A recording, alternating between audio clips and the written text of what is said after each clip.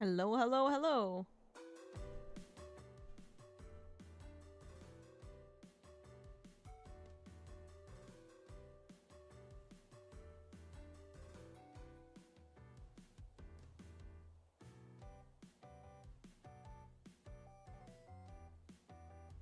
How's it going, everyone?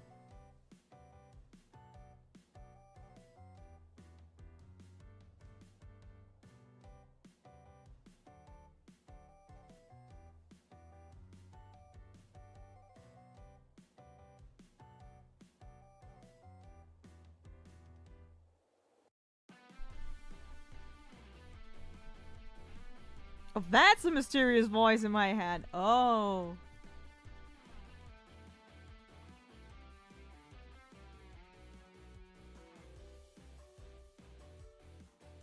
Well, now you know. So today we're gonna continue drawing on commissions. Because I have a backlog and I need to get through it. So I can do new ones, hopefully. A bit faster than the last ones. Maybe I'm gonna struggle a bit today. Oh, I just realized. I have like a short key pad that I'm using that I need to get used to. And now that I think about it, I think I put some function on F1, and I think F1 is an emote, so. Yep. Whoops.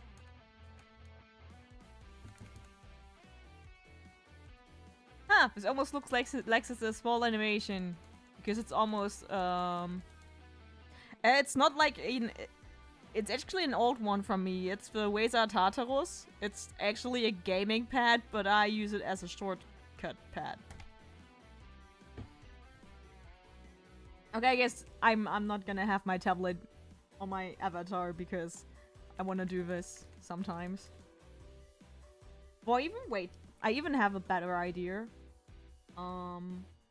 I'm just not using that one. Instead, I'm gonna do a new trick I learned.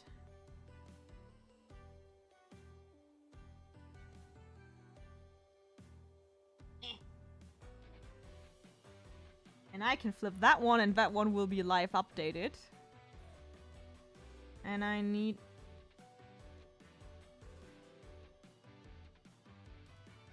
a reference anyway.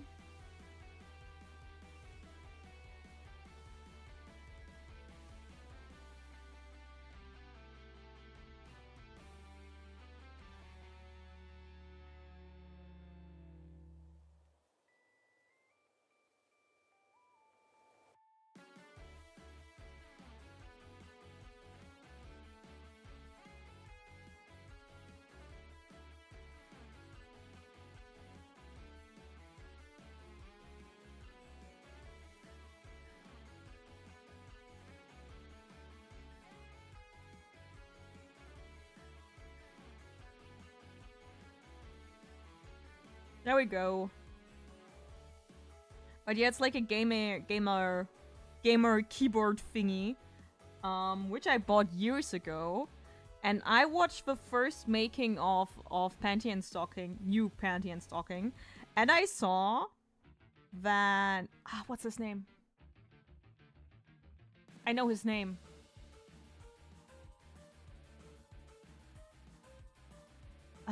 Prolific character designer and animator.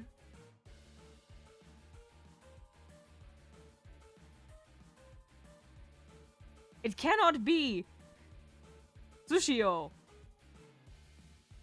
I think, is his name.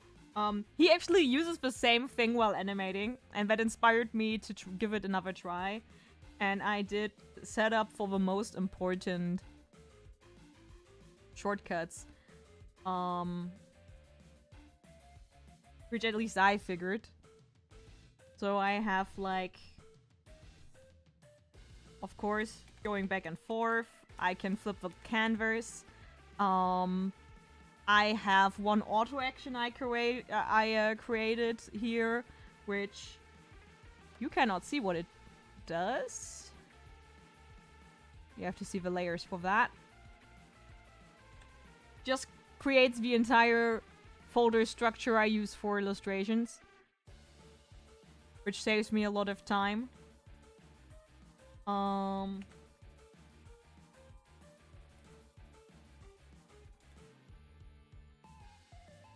I like explaining how I work.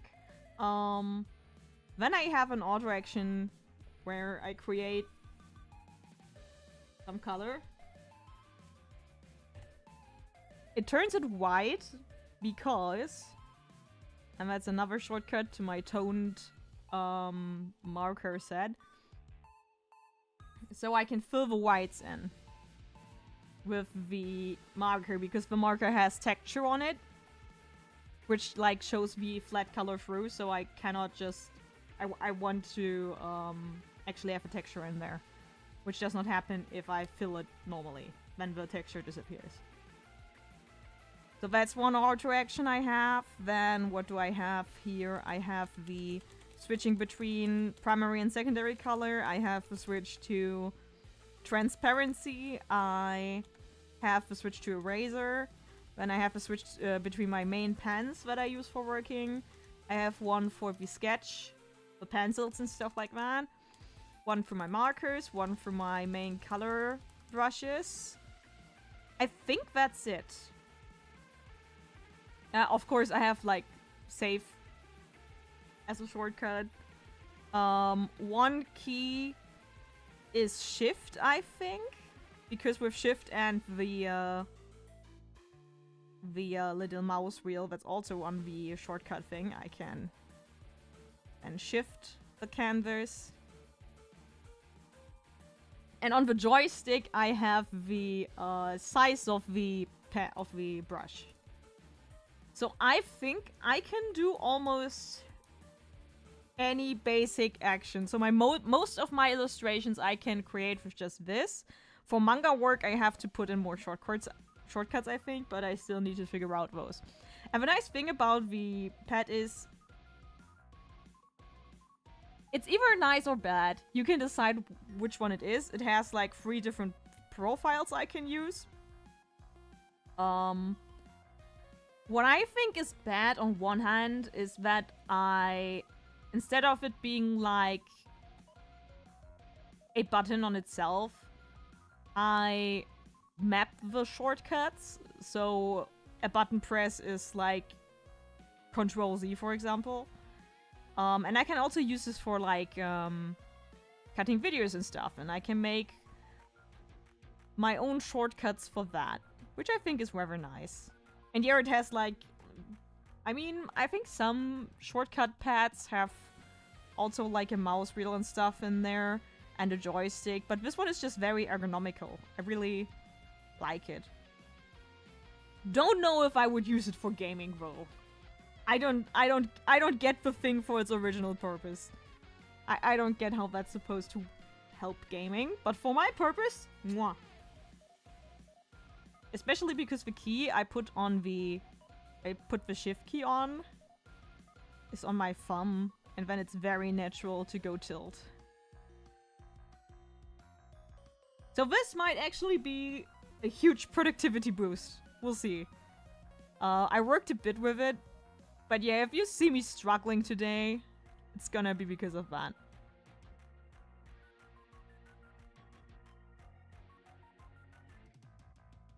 Okay, but I think I can turn into busy Katta mode. And you know, that's the way I now realized I did not give her the fingerless gloves that she has.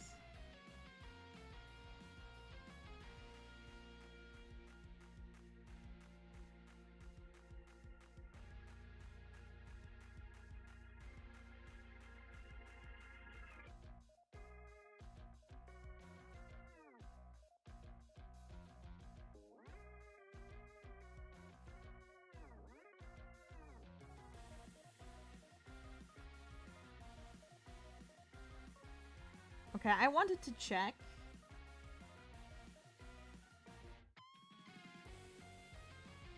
Yeah, that's what I thought.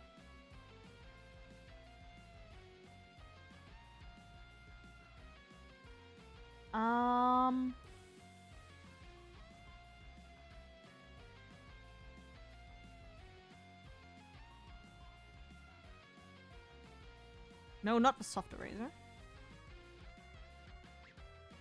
Oh yeah, and I think I put tap. Yeah, I have tap on there so I can actually just...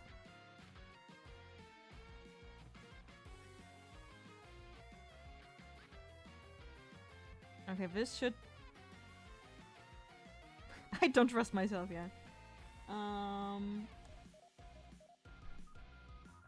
Need to clean this. Why is the chat gone? The chat gone. Chat.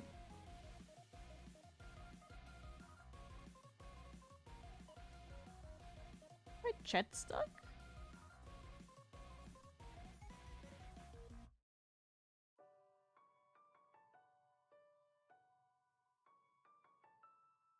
Okay, it's updated.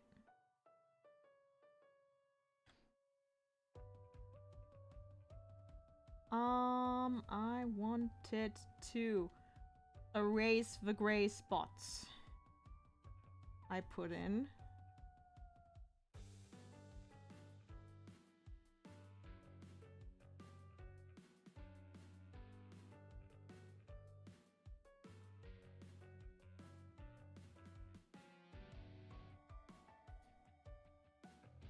Because I was thinking about just applying the white as light over the colored layer. I hope it's okay I use your commission to experiment a bit with coloring. It's when I realize that I barely do like full render drawings. And when I do some I need to test a few things out while doing them. Also, very fun. My wrist hurts again because I played a rhythm game. Not because I drew a lot, because I did not do that. I think it was the day after the stream last week, but I decided, oh, I haven't played Hatsune Miku Megamix for a while. I feel like doing that. And I played like a few songs. And after it, doing it, I felt how my right hand started cramming. I was like, oh no. Why? And I thought it was actually the hand that I, like, overstretched it or something. Finally caught you live again. Hello! Glad you could make it.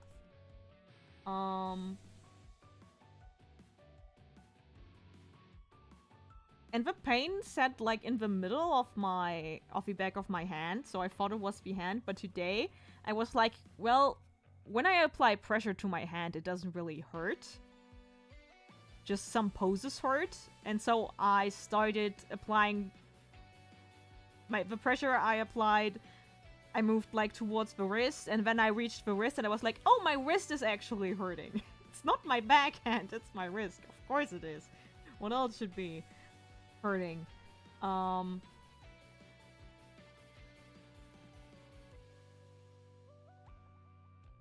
yeah. Fun. So I haven't drawn an entire week, even though I am getting towards a convention and I really would like to get stuff done, and I want to start working at my comic again. But naturally, I was scared that if I started doing that, my hand would really start hurting. I don't want to wait for a doctor's appointment, really. Bless you! Or the sneezer.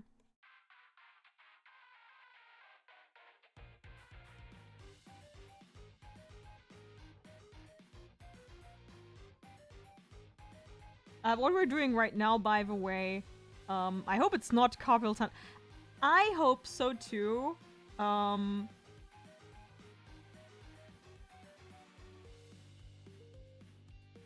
Yeah, I think rest and stretching is like one of the only things you can do then.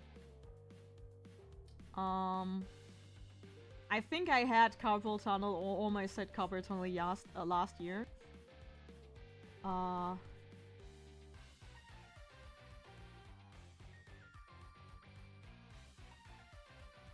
think I need to get like a better stretch routine.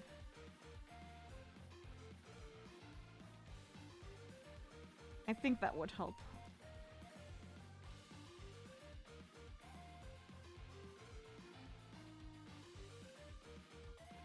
Oh, not that. The flat pan and wine. Nah. Maybe a brush. I think a brush over the marker is the best call in this case.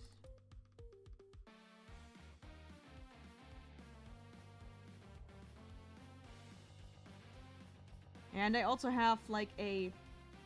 I don't know, it's like a medical term, so I don't know it in English. In German it's Schiene. It's like a... bandage? Like, you kind of, you know, put it around your wrist and your hand, and it stabilizes it. And applies a bit of pressure. So hopefully that helps.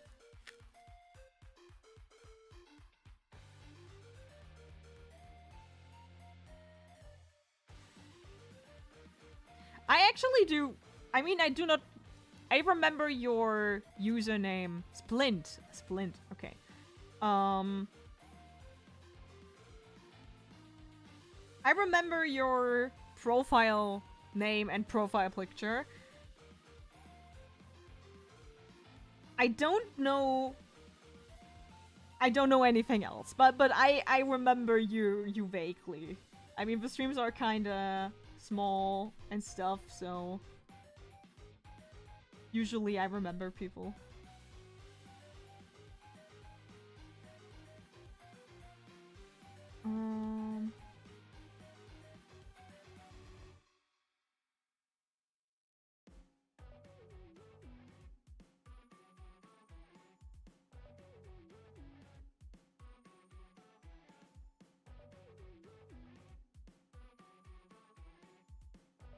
I think... I have like a second workspace setup where all the toolbar stuff moves to the second stream. I'm thinking about doing that so that I cannot do this. You know, go with my pen to the tools because I want to not do that and use the shortcut pad I have.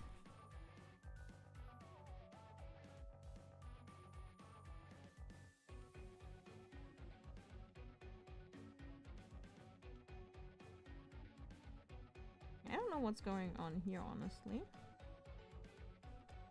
I think I'm gonna turn the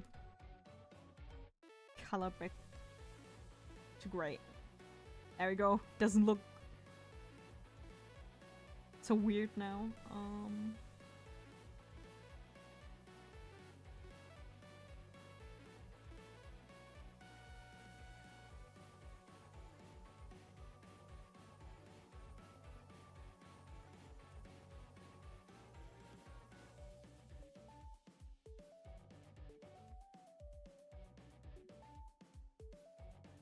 Yeah, it's been a while since you've been on the stream. How is it going?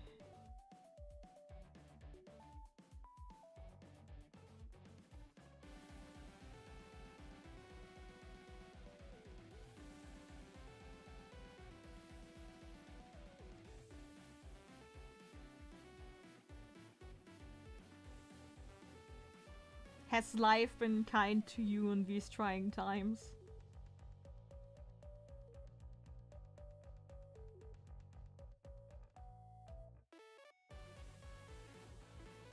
Okay, now comes the interesting part.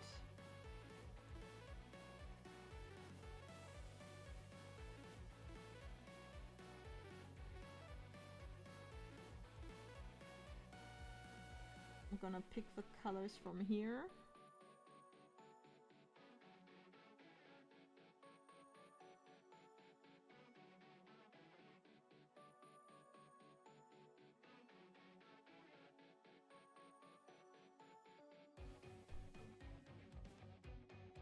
I think I'm gonna fill them in by hand this time. Doing well, haven't been able to watch streamers too much until recently, but been working on my own. Oh! That's nice. I mean, it's bad for streamers, but good for you.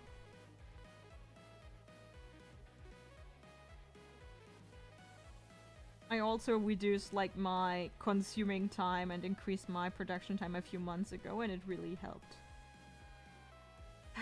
It really should work on improving as well, but I don't really have time. So I try to take the opportunity with each artwork to improve, but it's been rough.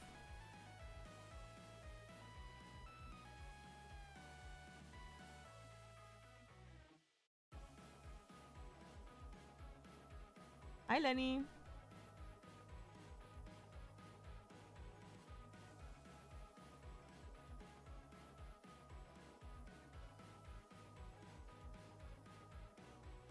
I mean, the best thing would be that you watch artists and just doodle alongside with them.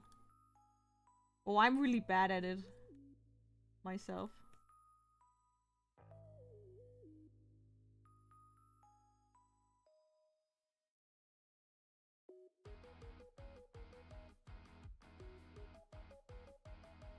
I'm gonna be honest. It's sometimes weird when people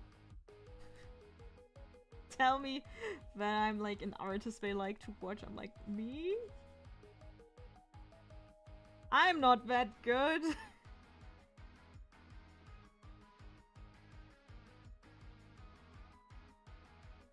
And I don't necessarily think that's imposter syndrome, though I guess it's imposter syndrome, but also want to start a creative thing and should start making time for learning to do it. Yep. That's how it goes.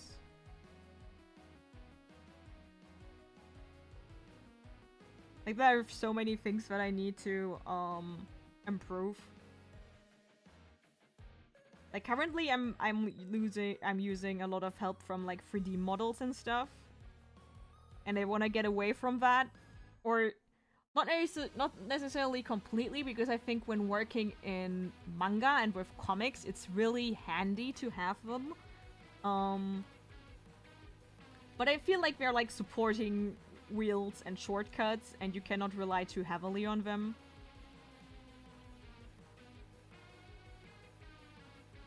So you need to like put them aside, improve yourself, and then you can use them as shortcuts again. I get that. I still get confused when people start asking if I can share and credit my fan art. Yeah. And I have like other artists who like ask me for advice and stuff, and I'm like, I'm an amateur myself. Why are you asking me?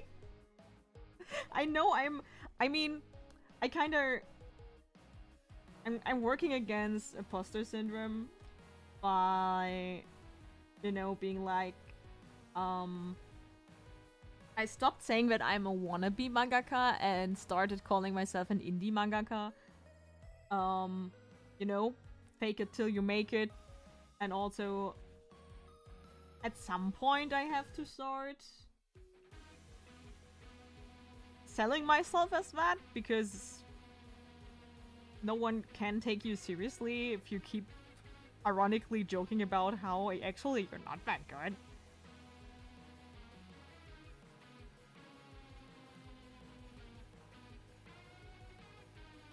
Yeah, making tools into tools instead of crutches, yeah.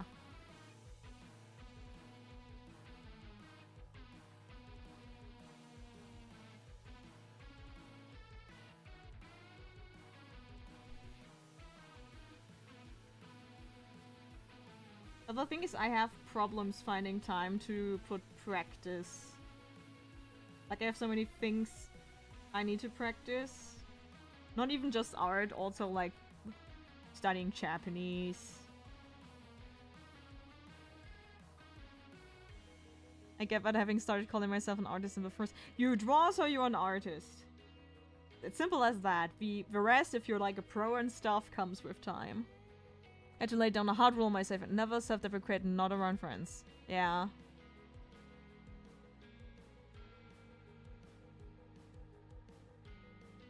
That's a good rule.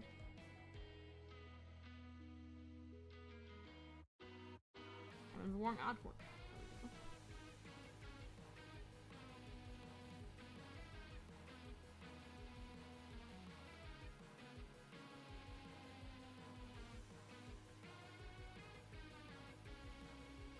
You know, if you say things too often, ironically, they become true. And I feel like with self-deprecating humor and stuff, that's a trap. I mean, it can be positive. Fake it till you make it, blah blah blah. But it's also true the other way around. If you like, that's also why you shouldn't joke about stuff that's really mean too often, because at some point it just starts to come off as not as ironically. So you know the hey, I'm a wannabe mangaka and stuff like that was like a wink wink notch notch kind of humor, but then I was like, yeah, but now that I'm actually online publishing, I should represent myself better. Especially when I want people to buy stuff from me and support me. Now I just need to, like, time manage better.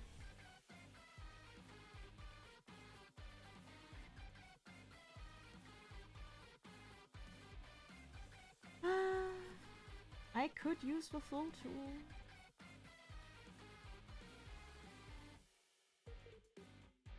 Also, speaking of carpets online, I need to use my shoulder more.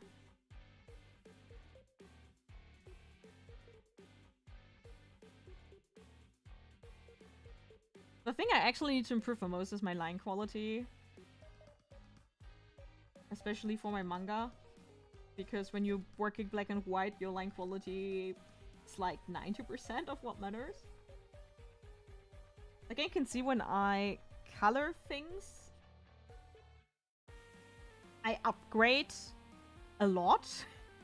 Like, my Fear 4 form improves a lot when I color.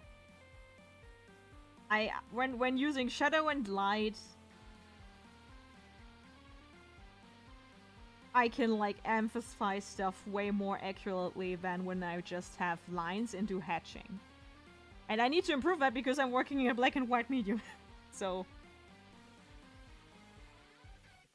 maybe it's an excuse for my own bad time management, but I feel like the executive skills are shot for this whole gym. Yeah.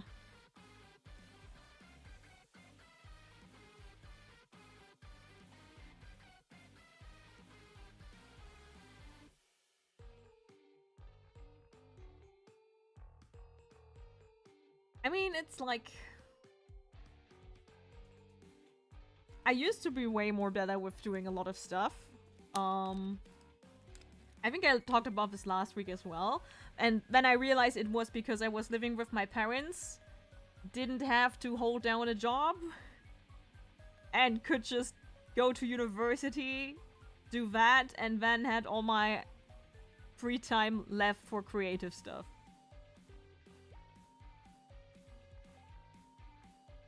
We're just like ideal, because university is like intellectual input, which I kinda need. And that would enable my creative output. I still have university, but only like twice a week, because I need to work the rest of the time.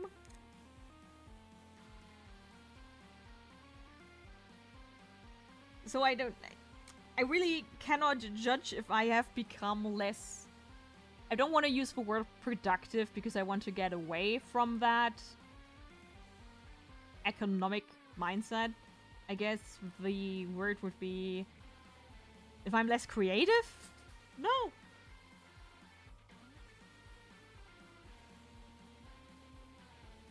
I cannot judge that because, like, the setup is way different from back when, so I cannot really judge if it's, like, a mental health issue, which I think it partly was after Corona, or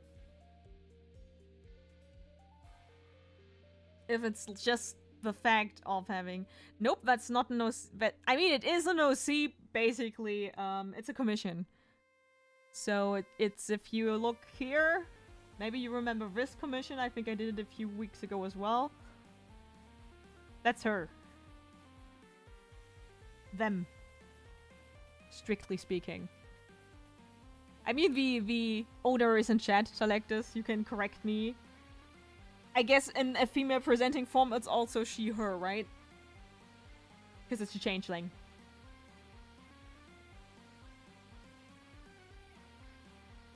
I am working to actually go to Shive, yes. See, I did it.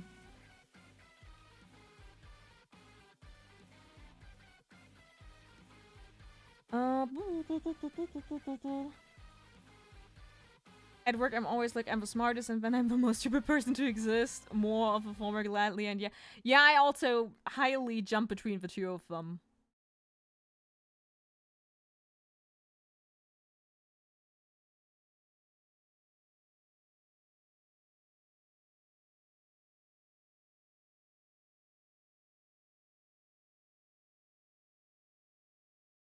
Like, I have both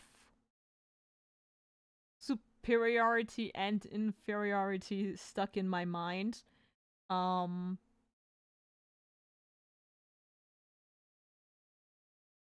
Which is a very complex thing to have stuck in your head at the same time.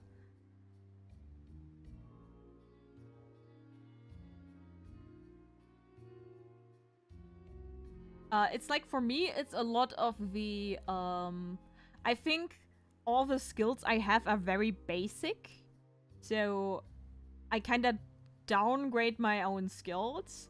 But when someone does not have those basic skills,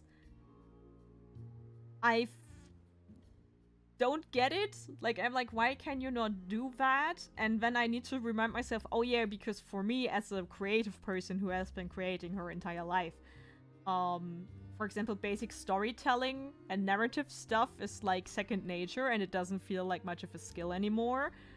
But it is a skill that not everyone has. At my old part-time job, I created thumbnails for a German broadcaster. And I had coworkers who were not really creative people.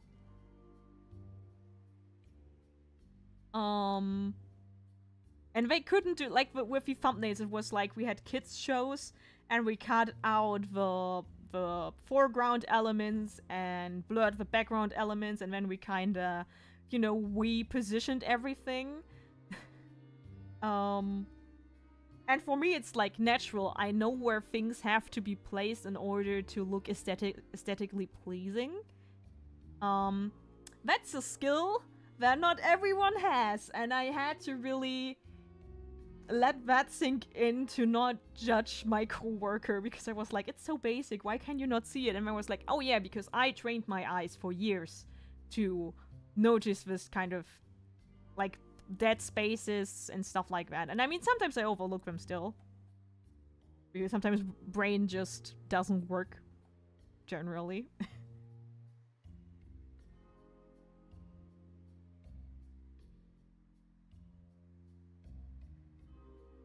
And that's like a double-edged sword, you might say.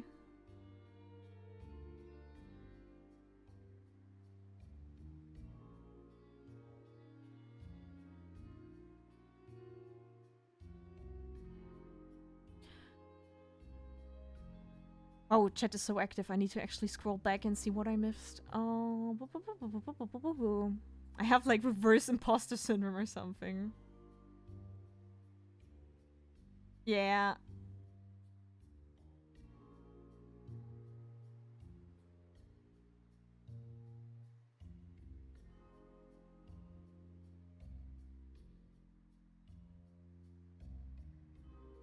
Yeah, it's kind of, it's, I get both. I get both. I have both voices in my head. I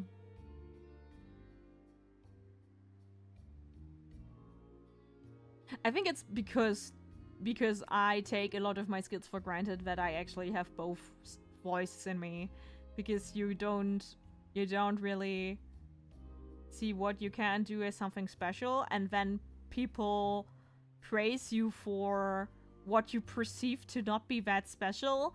And if you have watched My Hero Academia, You might remember the flashback where you get like the explanation why Bakugo is like the maniac that he is, and he gets praised in kindergarten from everyone around him, and he's like, why are they praising me? This is such basic stuff. Oh, it has to be because I'm a genius. Yeah, it's that. I think part why I really clicked with Bakugo is because I actually kind of saw myself in that. I hate to admit it. But basically, as a kid, I was for like a very short period a bit of a Bakugo, I guess. Until my mom told me that my mom humbled me basically, but in a very thoughtful way. But she humbled me. Otherwise, I would have probably turned into a little, I mean, another kind of gremlin than what I am today. Okay. Blah, blah, blah, blah, blah, blah. Make a sound alert that we can spam when you zoom out to draw lines with your wrist. I mean, how would you know? Like when I draw with my shoulders, I also zoom in.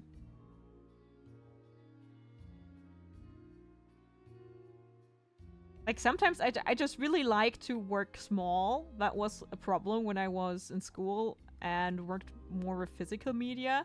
I really was bad at using big spaces, so I drew very small pictures and never used the entirety of the paper. And I basically do that digital as well, but in digital I can just drag and transform what I see, which is pretty helpful. The funny thing about art techniques, the better they work, the harder they are to overlook. Could you precise that? Like, in what regards?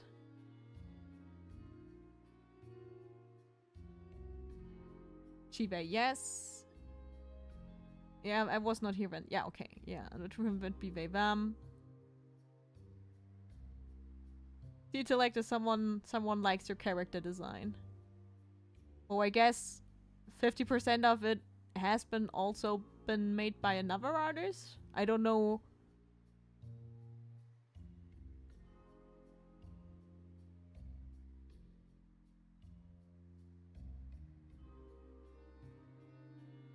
Nah, I'm definitely the best programmer at work for real, for real. I mean, that's... I don't even know if you're joking. Because I have the thing at work. I work really fast. And I mean really, really fast. And coworkers not always like that, is what I feel like. And they mistake speed for like not putting in the work or something. But for me, it's like frustrating and confusing how long some people take for specific tasks. And so I kind of think of myself as being better than a lot of people when it comes to my job, because I don't get how you take that long for certain projects. That's all I'm gonna say. I actually slowed down how I work. Because it was perceived as, I guess, shortcutting, lazy, something like that. Like I wouldn't put in the care. But for me, it's like it doesn't matter if I work fast or slow. The result is mostly the same.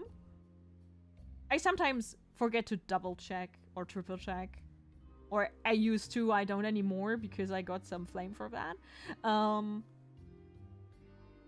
So I guess that's like a thing that I actually have, but that happens regardless of how long the task took.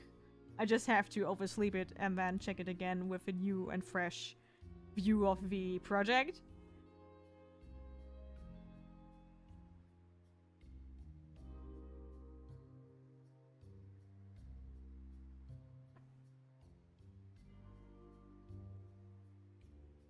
Okay, blah blah blah blah blah. I need to keep up with the chat. Oh no.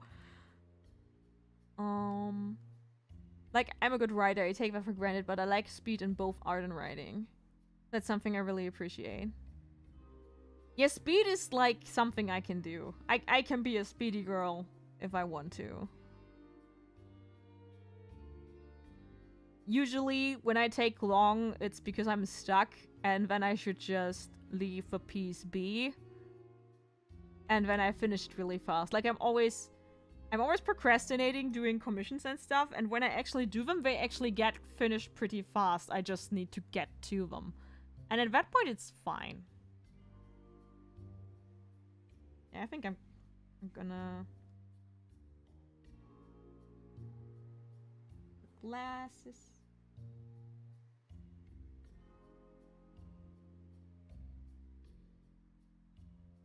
I'm really bad at, reading chat and drawing right now.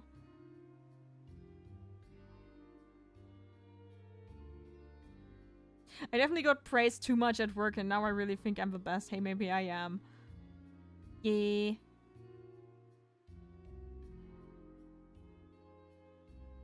Yeah, I am... Most of my coworkers like my work. I actually have been in conflict with one of my coworkers recently.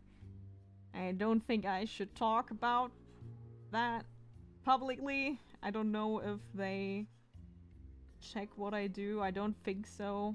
I haven't shared my social media stuff at work.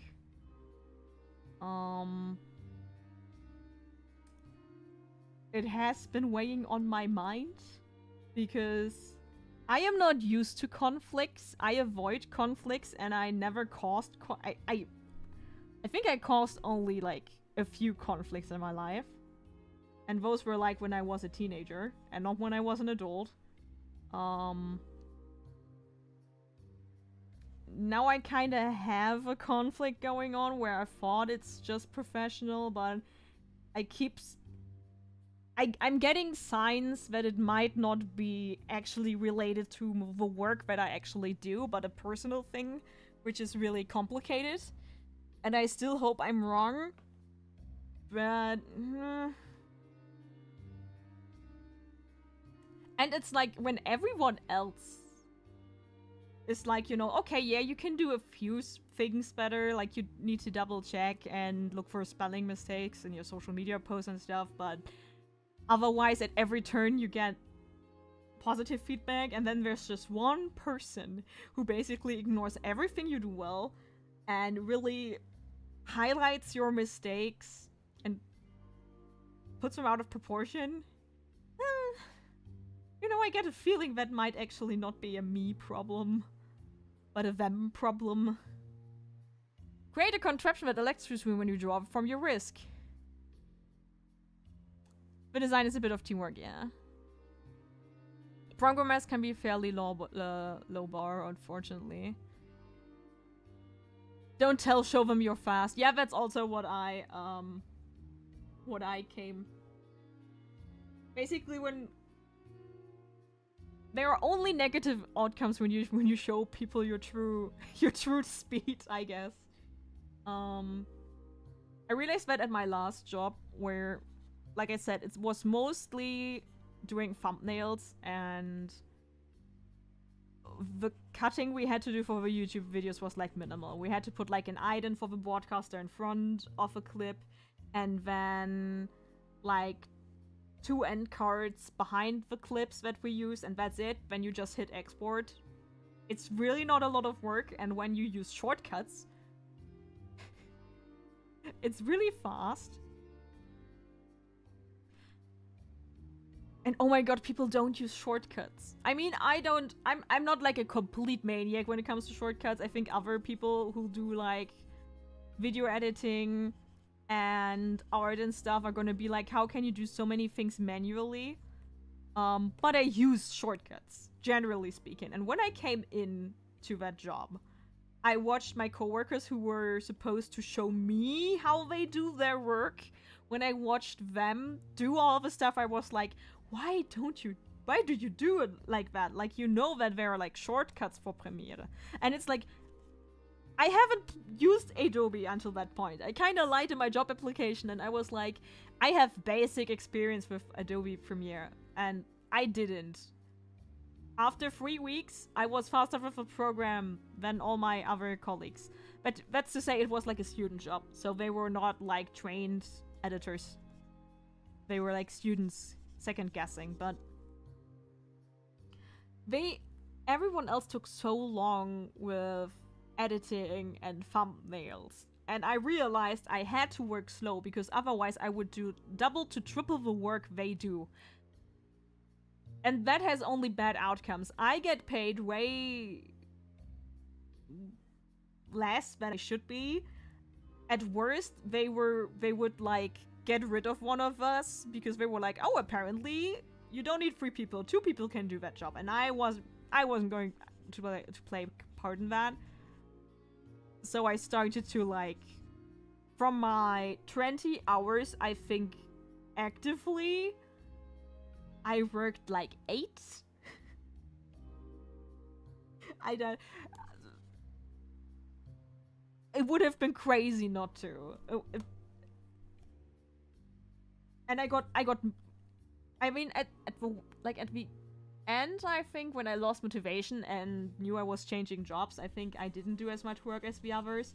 But before that, I easily did, with like not the same amount of time.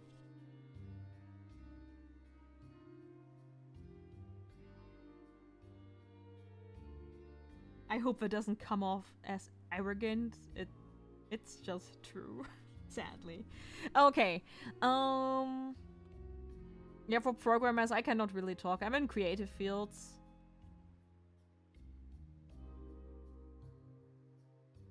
They have timetables they need to fill and making the charts balance is sometimes more important to management than actual results, yeah. I've heard horror stories about an experienced programmer completing someone else's task over lunch. That programmer had told management they'd need a week to do it. No worries, chat isn't going anywhere. Yeah, I know. Maybe you have to get accustomed to not reading every message all the time. No. I don't feel big enough to ignore my chat. I mean, I guess the chat can talk to each other.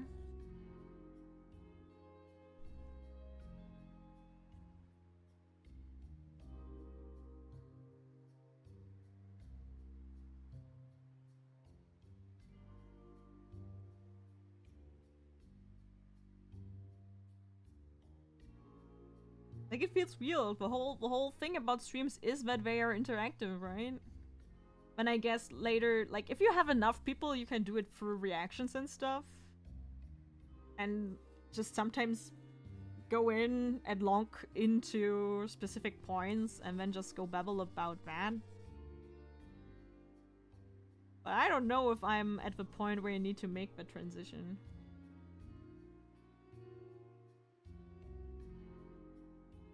I'm really glad that the pose has the side details under there, so I did not have to completely draw them.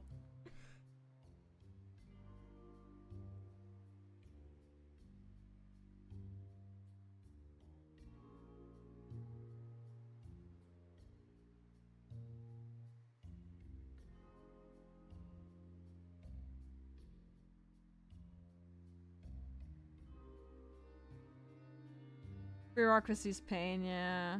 Unfortunately, there are times when petty disputes are impossible to avoid, and sometimes you have to defend yourself. Well, if you can change the frame, it helps a lot.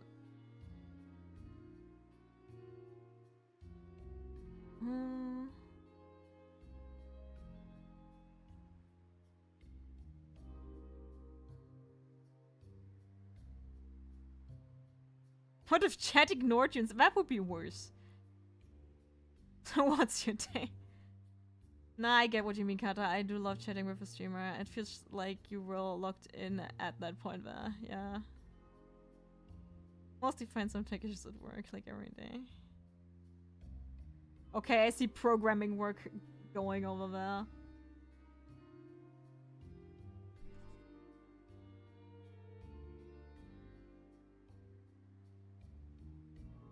I mean, I appreciate, like, for me, also with my art, I am pretty fast, but my quality is not quite where I want it to be. well, you know, artists and stuff. I think the point of, oh, I'm actually where I want to be, kinda never comes.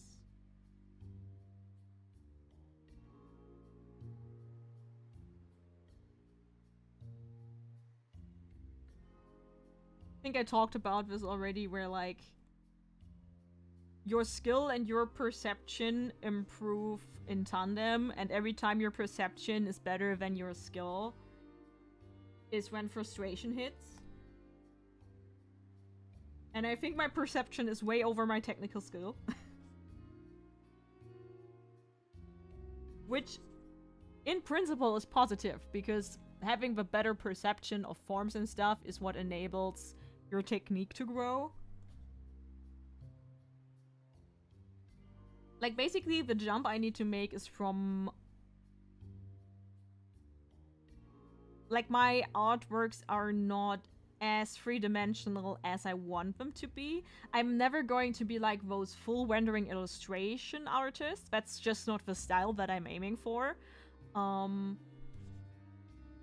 would like to get back into more dynamic poses and dynamic drawing. I used to be a very sketchy, scribbly artist, and I kinda unlearned that, and I want to tap into that and refine it into a good, solid style for black and white manga artistry. And I think for that, I need to improve my line technique, and then build upon that. And also anatomy. Like my hands, my feet, and then the interconnection. Like my heads are above the rest of my body skills. So it's like hands, feet, then proportions, and just having like an overall balance in a full body artwork. I think that's basically what I need to do, so that I think, okay, I'm acceptable. And then I would like to get into more wilder perspective stuff, like the cool foreshortening that some manga artists do. I would like to be able to do that.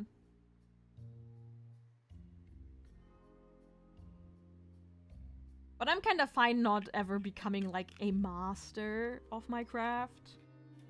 Like having really highly rendered portraits and stuff. Because I really like abstract and stylized art. And more simple coloring. I enjoy that myself. I don't really enjoy like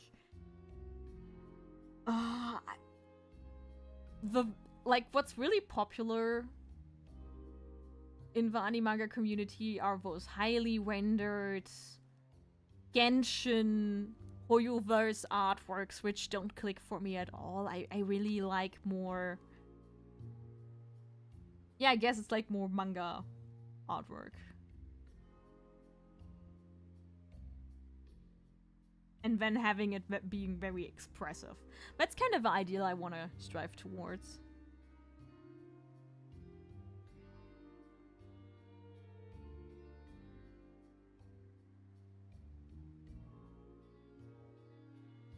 Something that really helped me was a great video by Sikris about why you get outblock. He gave a little chart about how overconfidence happens when your perception passes your skill and vice versa. Ah. Yeah, that's how it happens. Hate that part. Me too.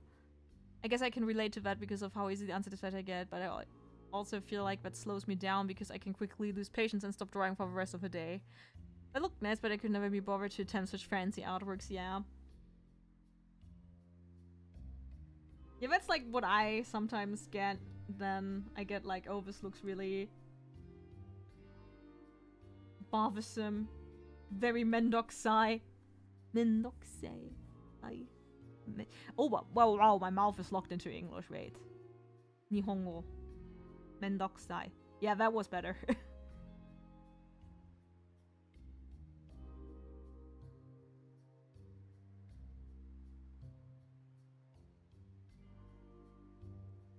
Basically, I want to do visual storytelling, and I want my technique to be good enough to express the stories I want to tell in a nice way. And I think if Mob Psycho taught me anything with its success, is that you don't need to become a master artist to achieve that. But it helps.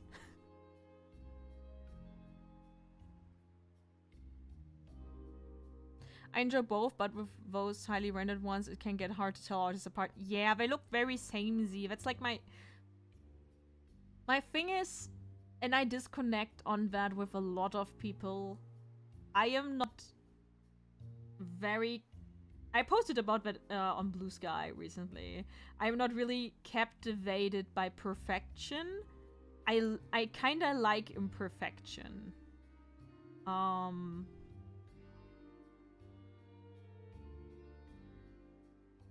Like, I sometimes appreciate art that is a bit rough around the edges more than those very polished, finely rendered artworks. Because usually stylized, expressive art is it hits different for me. Yeah, imperfection is more human. And the thing that a lot of the... Like, there are rare cases where, I guess if you talk about a real master, they do storytelling even in those very highly polished artworks. There are a few people who do, like, those highly rendered styles whose artworks I still really love because they don't lose personality and expression over that. But a lot of people just kind of draw pretty people, and that's fine. Like, I'm not judging. If people like drawing pretty people and they just want artwork to be pretty and they love that, that's fine, but it's not for me. If I look around and look at the artworks I have hanging in my room,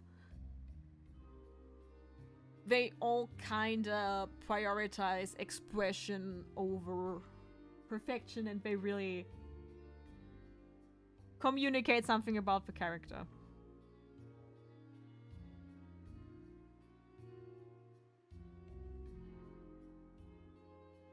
I have a friend who is always evolving her style. It's just fast enough to see the difference when you compare a few months apart.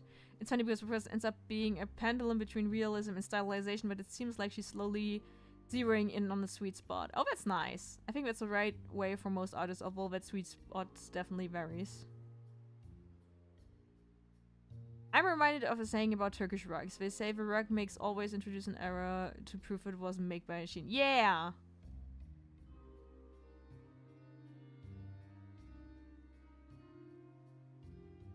That's like a thing.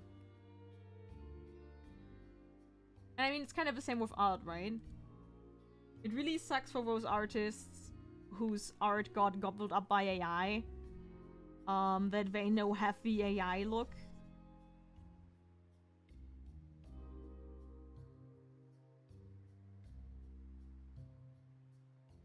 Like, the human touch seems to be missing even though it is not.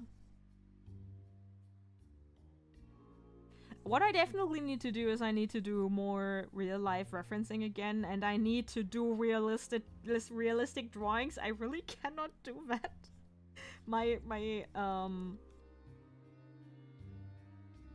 But even if they look bad, I need to do them so that I learn stuff that I can introduce in my stylized drawings. It's fine if my portraits look really, really bad. If doing them improves how my manga art looks, I should do it.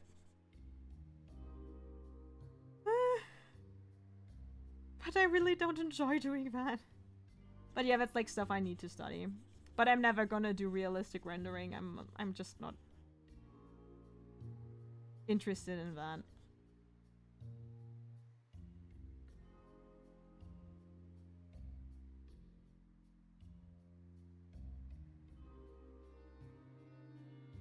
I suspect digital artists who, will have to get that way to avoid a void. Yeah, yeah. But also, like, some people are really bad at differentiating AI errors from human errors, though I think they don't look the same. But it has already happened that, like, digital artists got flagged because they made mistakes. And people were like, that looks like an eye. And they're like, I just don't know how to draw hands. I'm sorry.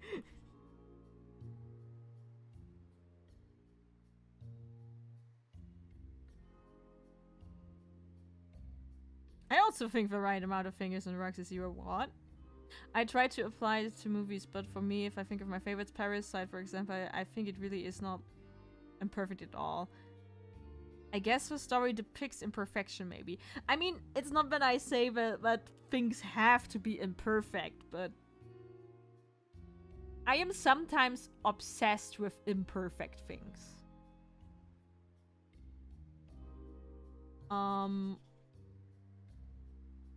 For example, I love Spirited Away. I don't think it's imperfect. I actually think it's pretty... It's pretty perfect. I know there are people who do have criticisms of that movie, but I think they're also minor. It's basically a perfect movie. I just don't know what to say. I really like that, but... The thing is, I can look at, like, perfect masterpieces, and I appreciate them while I watch them or read them or look at them. But they never click with me as much as some really imperfect things do. Like, my favorite TV show of all time, Buffy the Vampire Slayer, is really imperfect in a lot of ways, but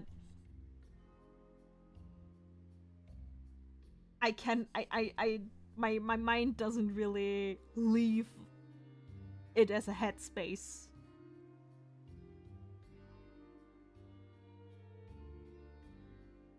Like, I can talk with you hours and hours upon the flaws that TV show has in multiple ways. I can also talk with you about what's great about it the entire day. But I don't really have a lot of favorite things that are perfect.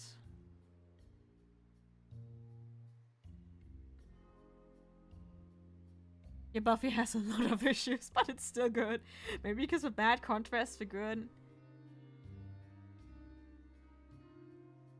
The thing is, what I realized, and I used to think this in regards to making OCs for manga. Like, I'm a big OC maker for established franchises, but only for certain ones. Like, for example, I never felt the need to have an Avatar: The Last Airbender OC. Because that world is so rounded, the story is so rounded and finished that I don't feel the need to add to it. But with Naruto, which has a lot of flaws, my imagination, I can design a Naruto OC right here, right now. There's so much untouched potential that I get really obsessed with it. And I think that I have with most stories. Like Ruby. I'm thinking about Ruby all the time. It's really not a good show. It's a case where I wouldn't even say it has a lot of good aspects. But something about it just haunts me. Cannot...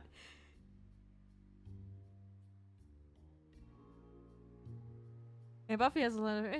I think the real point is that you cannot allow the idea of perfection to limit you, yes. For example, if you can draw one face perfectly, you're going to be tempted to draw everyone with that face, yes. Buffy doesn't limit itself, everyone. It goes everywhere, from comedy to tragedy to horror, sometimes in the same episode, yeah. I think the thing is, it attempts a lot, and it misses a lot. But what it has, what's great, is like so good. It's like goddamn Spike. Just the character Spike. My life is ruined. Thank you, James Masters. And like all the iconic characters and stuff like that, and it hits just my sweet spot in every it doesn't take itself too seriously, but in the right places it takes itself seriously. It has character focused storytelling, which I love. I can just go on and babble about it all day.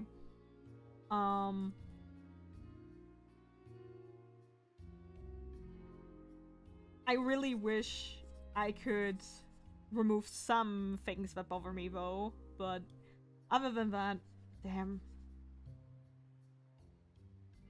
Like what I tell people is that if you watch Buffy, you understand more about me as a storyteller, and when it comes to like characters and stuff, I firmly believe you can point at a lot of things and be like, that's Buffy. That's because of Buffy. Katta is doing this because of Buffy. Oh yeah, I'm the same with Lord of the Rings. I love the setting, but the world is so full that I don't feel any natural place to add or see, right? With Star Wars, I really can imagine my own stories, but I couldn't with Breaking Bad, Better Call Saul. Yeah, like that.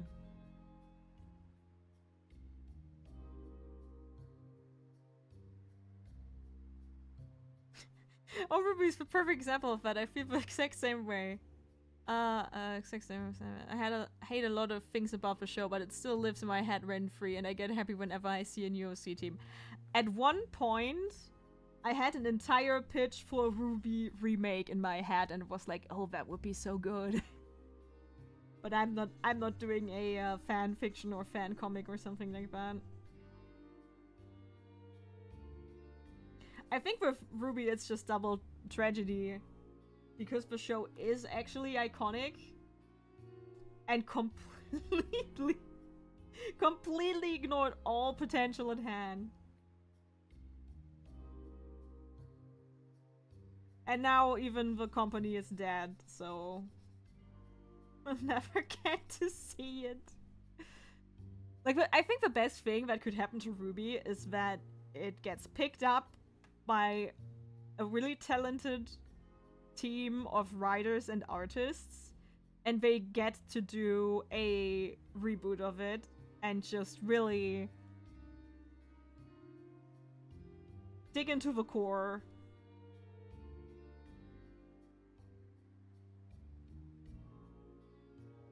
And I think something truly miraculous could be born out of it, because like the designs of the main team are really peak designs.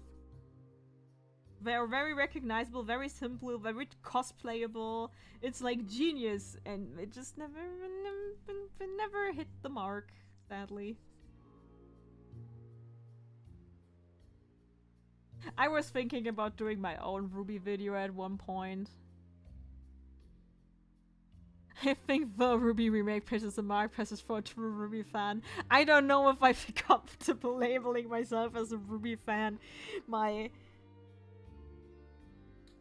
think my Ruby fandom is still in a few layers of irony that I get to be in denial about it. I think it takes another rewatch that I would actually say, yeah, I guess I'm a Ruby fan, kinda.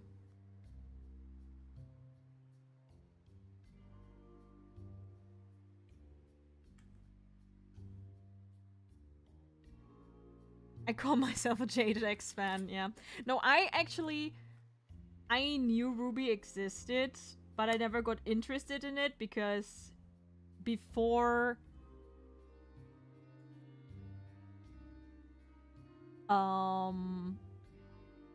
Katta's now a big Ruby fan. Oh no. I can live with that though. I knew it existed. I'd never watched it because it's 3D, and I used to hate 3D anime with a passion before I kind of retracted after 3D anime got better. And then I watched the I'm an H-Bomber guy watcher. Since way back then, I don't know when I discovered his videos. And I watched the Ruby essay, and I got really obsessed with Ruby based on that. I was really baffled by it. Like, by the entire thing, Ruby. And then we did, like, together with a friend and my boyfriend, we did a, Ruby watch. I have a lot of thoughts. I have a lot of thoughts. At some point I contemplated doing, like, oh, Ruby's not finished, aren't there? Like, no, there are not. There are 9 seasons, and Rooster Teeth got shut down, so who knows?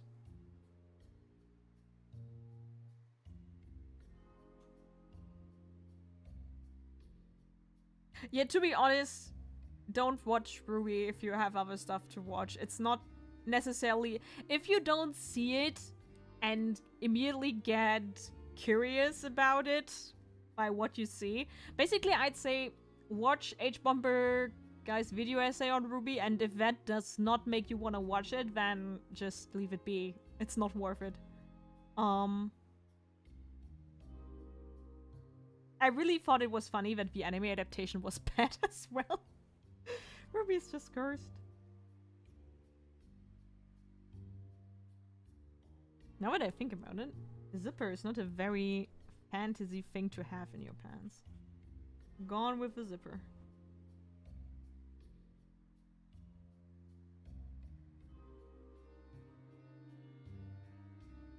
Land of the Lustrous was my changing point. Yeah, for me it was Beastars, I think. Was the first 3D anime I watched and really enjoyed.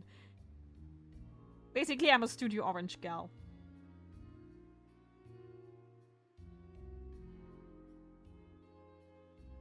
I saw the pilot and thought it was magical girl nonsense. I've since changed my mind about magical girls. Ah, yeah, it kinda is between a shonen and a magical girl, is it?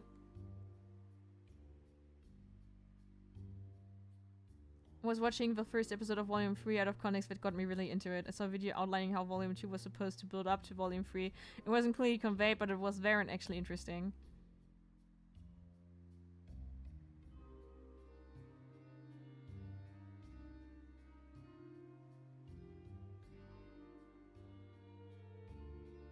Ah, not a good adaptation of the Leviathan anime, but sad. Ah, it doesn't sound good. By not clearly conveyed, I mean the train thing. Someone had to explain it to me, yeah. Is Ruby Chibi really? Nothing bad ever happened.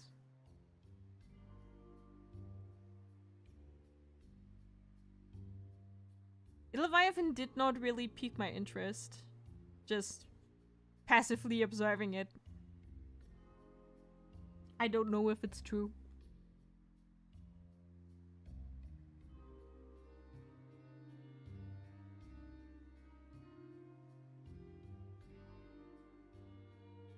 I think one of the worst things about Ruby is how cool I think Yang is. And how confused the show is about what kind of character she is supposed to be.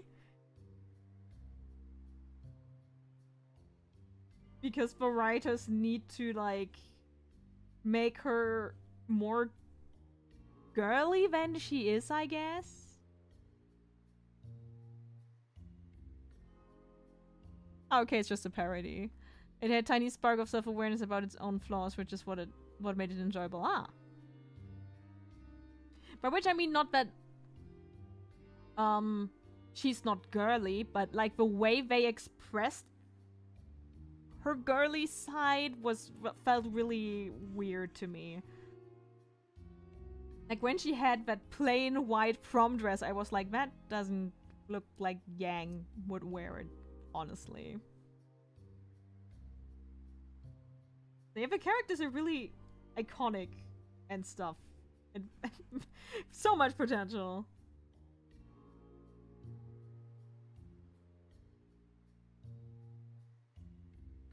Honestly, I really lose the, I wanted to put the ring in there. I, I don't have everything after volume 3 that present in my mind. I thought about rewatching it when I get to, circles. Ah!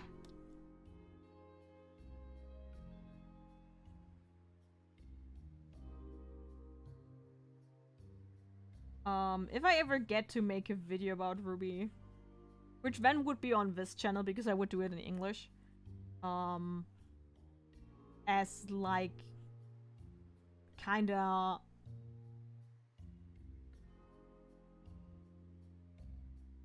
an add-on to H Bomber Guy's video. Like, I would basically say, okay, I'm not gonna talk about the first 3 volumes, here's what I agree on with him, that's where I slightly disagree with them, and then I would talk about the later volumes. Like, I get very confused about what happened when. It's really a mess.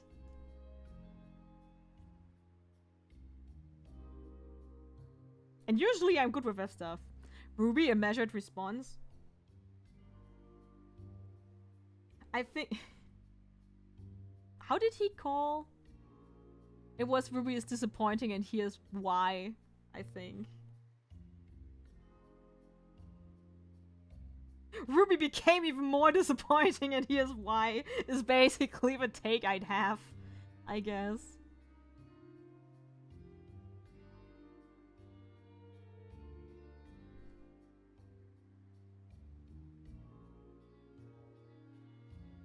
The shutdown of the studio really kinda nailed it. Like, it's the last nail in the coffin, sadly.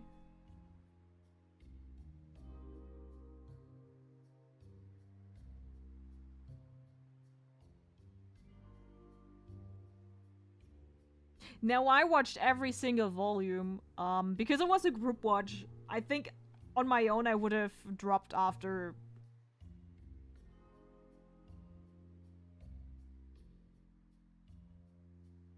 I don't know. I think I might be able to have been able to get through the volumes, but the 9th one would have been... what happens when? I don't know anymore.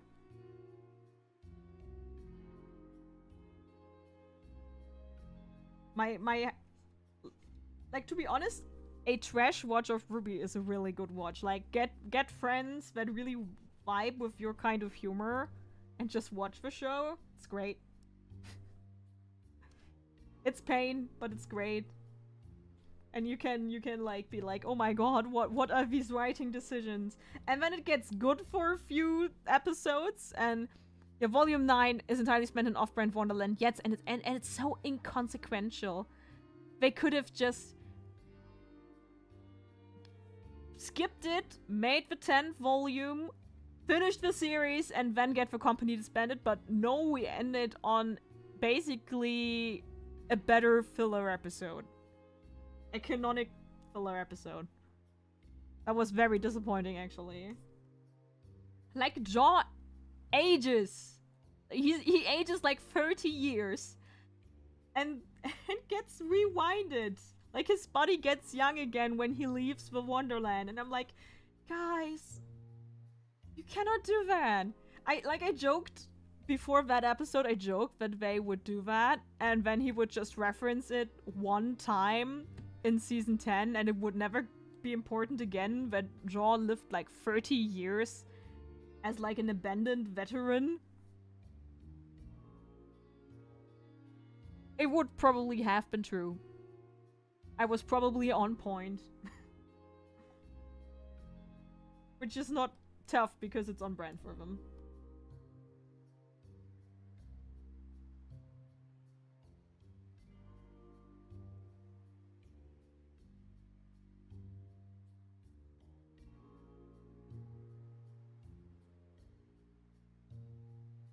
It's literally Narnia rules without the charm, yeah.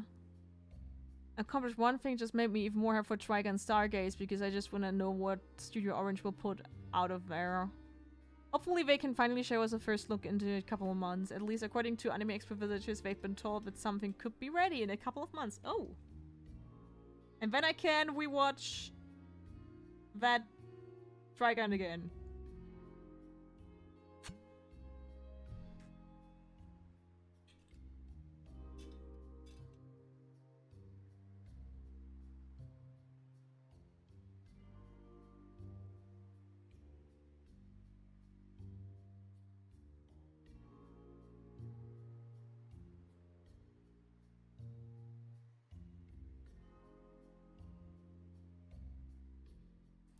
Use the shortcuts, Katta. Why is it not?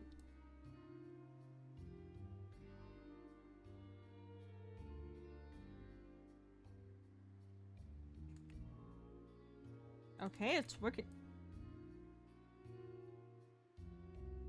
Not making my brush bigger. Oh!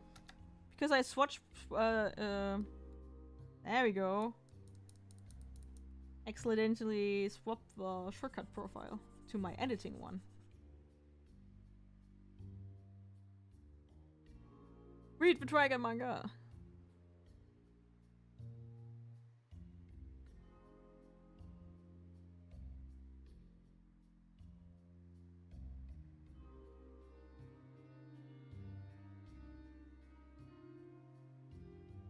Yeah, now if I take a gap year between volume 3 and volume 4. Oh, even though I think I remember most of the early volumes pretty nicely. Thanks to the H Pompekai video.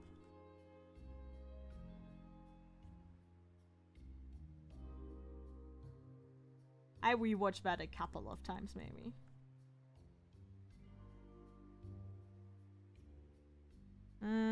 And now, currently I'm watching the Pokemon movies with friends. I actually don't have very strong opinions on those though.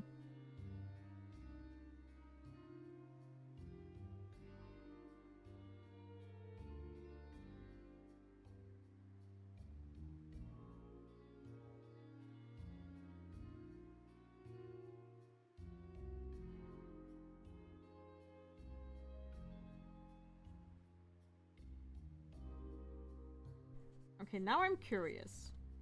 I'm still gonna do a bit of cleanup, but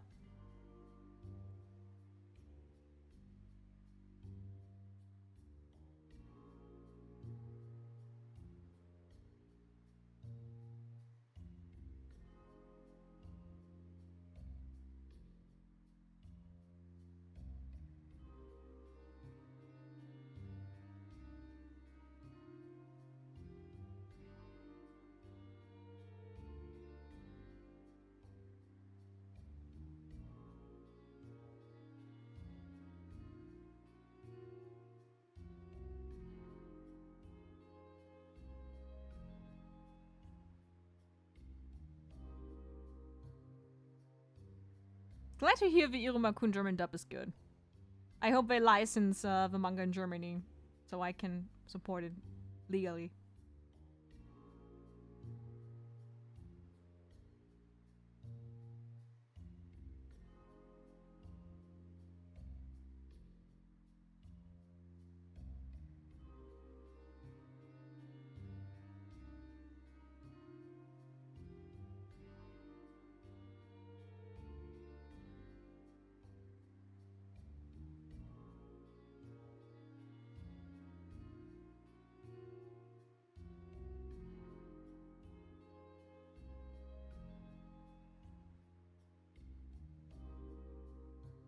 Yeah, I still think I'm gonna color directly on the colors. I don't get how people... Like, I use multiply and add glow and all the layer modes pretty well by now, but only using them never looks as good for me as first directly applying colors and then applying. Like, if there are artists who only do the modes and stuff, I don't know. I'm not there yet.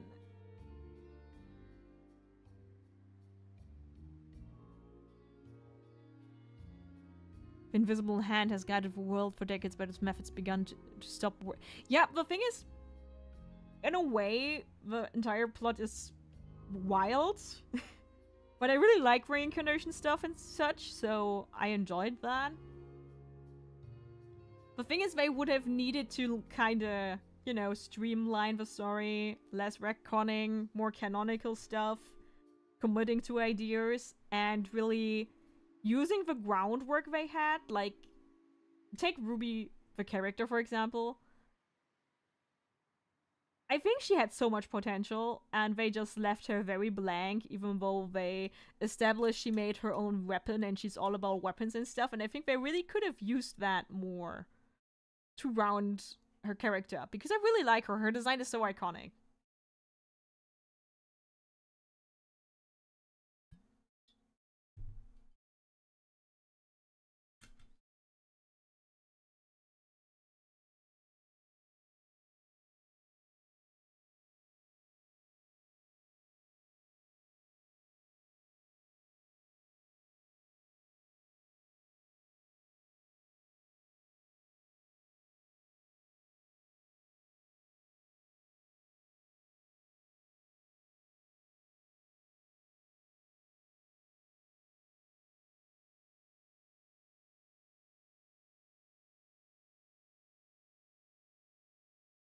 Ooh, we were the one who killed Torchwick.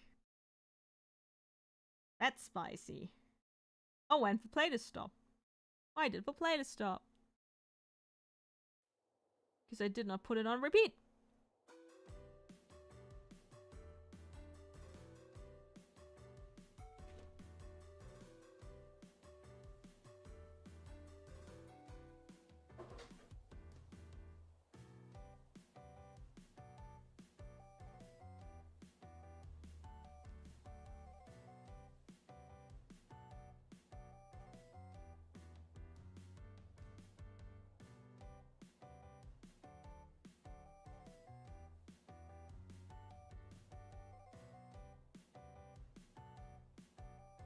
Okay, let's go get the colors a bit of depth, right?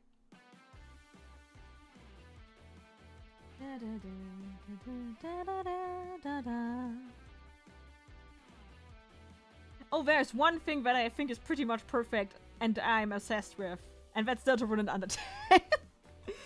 While we're listening to that, I've got reminded. Oh yeah, that's like the one thing that I got obsessed with and I want to do fan work on, that I think is pretty much a finished product.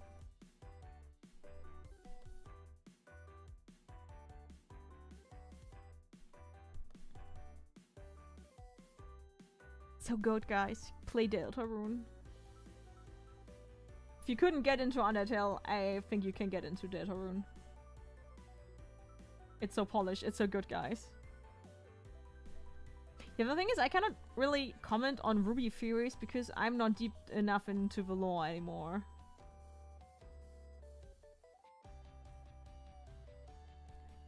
Which is, in a way, good because my head should be at my own manga with my own lore.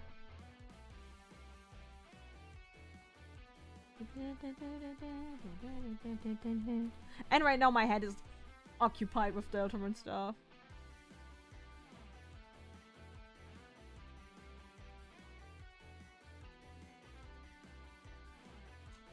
This is more a film thing.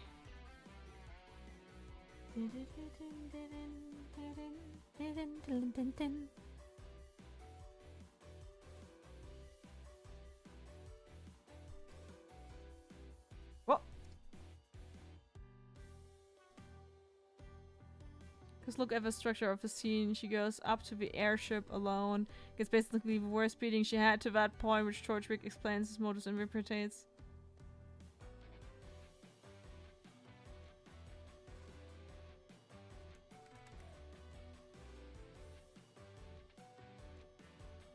Okay.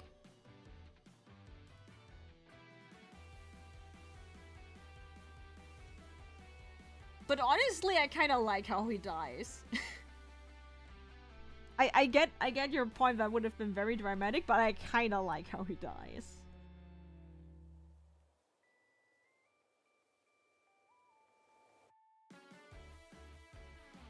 And I realized I forgot for a moment who Tortrick is, because for me he's just the orange man.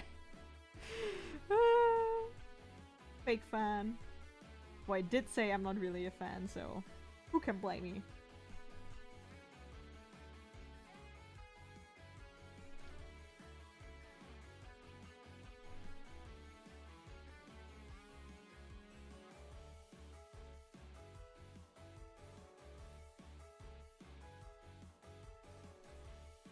Ruby killing someone would have been like parameter shifting though.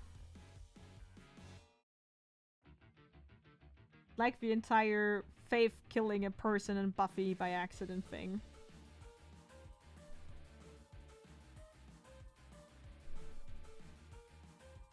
I still haven't finished watching the Buffy spin-off Angel. Because the last season got... like, the season before that was kind of hard to get through, and then the other one got so John Whedoned, so depressing character deaths and stuff. I was like, ugh, I don't want to deal with that right now.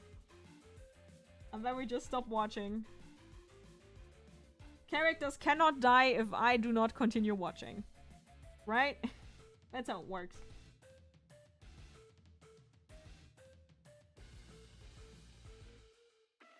And I think that's sad because I really enjoyed Angel. I really did. I really enjoyed the show, but... not a fan.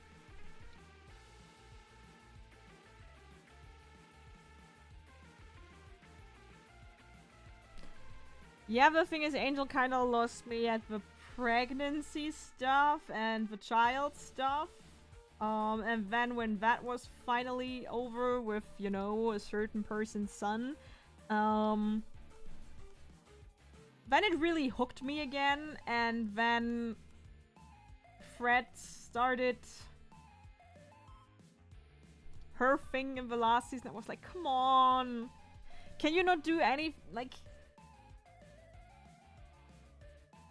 with Tara's death, I am also kind of torn, but I still see that it's kind of does something at least. I'm like, come on, man. I know you're just Whedon and your whole shtick is that everyone suddenly tragically dies, but I really don't like that.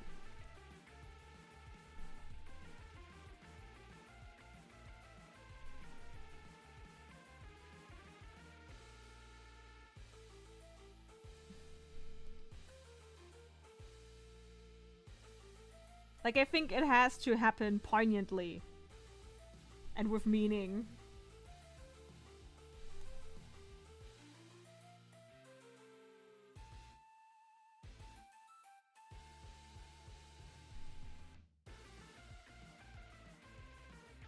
Tara's death especially gave Willow a worse partner. Finally! No chemistry, yeah.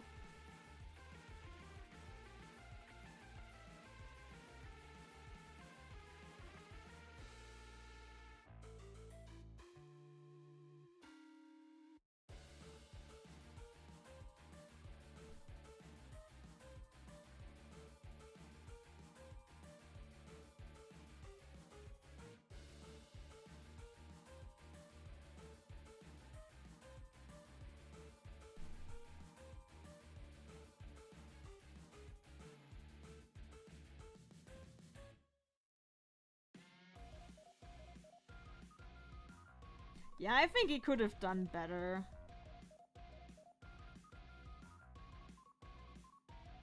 But I mean, historically, with Buffy, it also has not been great about writing people out when they leave.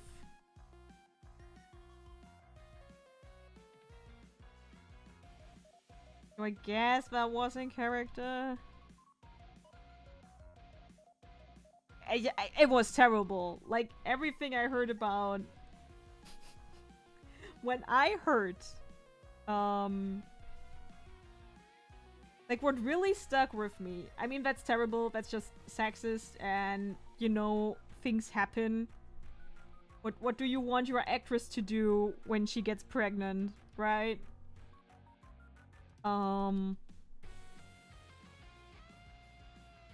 The second thing that really stuck with me is how James Masters, for those who don't know, the actor Spike, described how he kinda snaps at him for being so popular that he cannot be killed off. That kinda... like, Joss Whedon, really...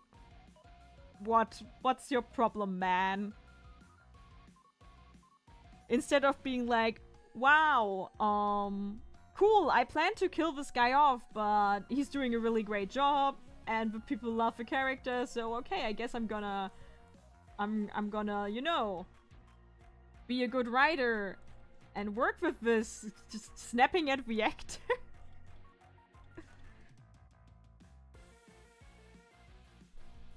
Just go, woo, magic, we learned we're gonna be moms now. No, we're talking about Carpenters. That's an angel. It's Cordelia. That actress got pregnant. A tiny bit of a tyrant, yeah.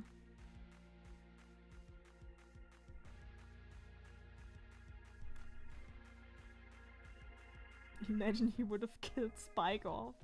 I would still have loved the show, but damn. Oh, I did not lock the layer. I did not lock the layer. Lock the layer. Woo.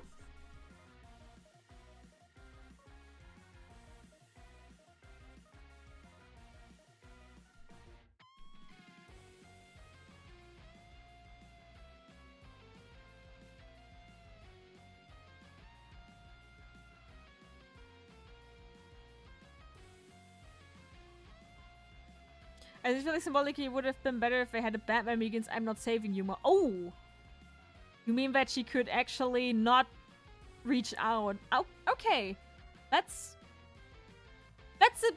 like the best of both worlds. I take that one. That's a good one you came up with.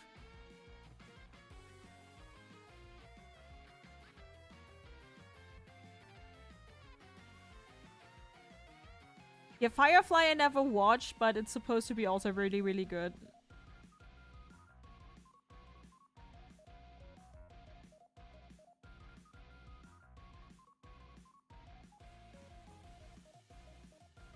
I think it's fascinating when an actor can basically save a character.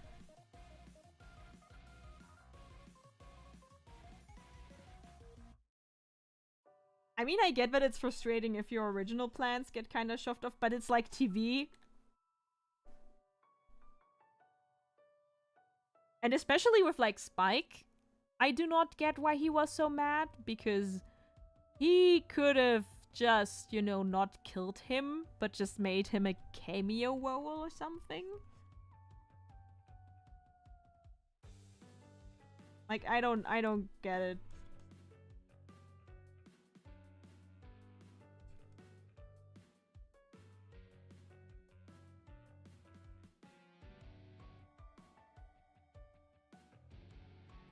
The thing with Buffy on Disney Plus is that it's the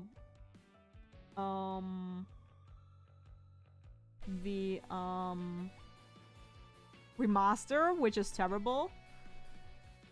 There's a video on it, how they, like, squandered a lot of the language of the show, like the visual language, the shots and stuff. But I think there's also not a good way to watch the original edit of it. But I can recommend it. And if one does not click with the first season, you can basically watch, I think it's the first 2 episodes of season 1 and the 2 last episodes of season 1. Because it has a lot of, like, Monster of the Week stuff going on, the budget is worse. So if one does not click with the first season, you can kinda speedrun it. Look up a guide.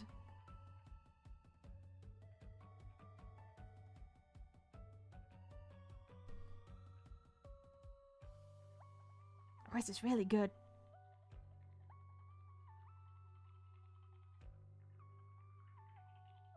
But Disney Plus did not remaster it. By hook or by crook. I think that was actually the official HD remaster before Disney Plus.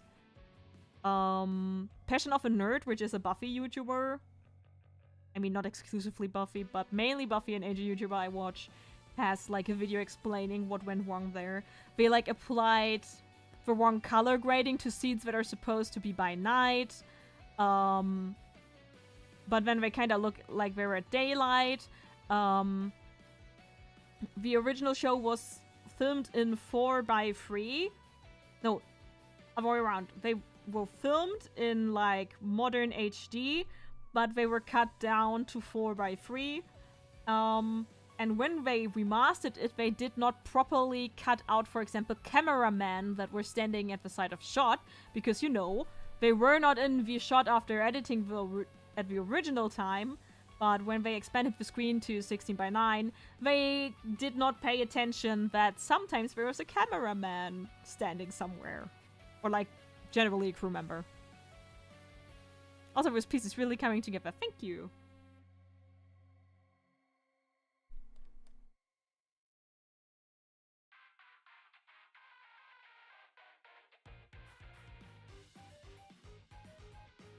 Don't know if I'm completely happy with this part. We're gonna see how, like, I'm gonna bring them together.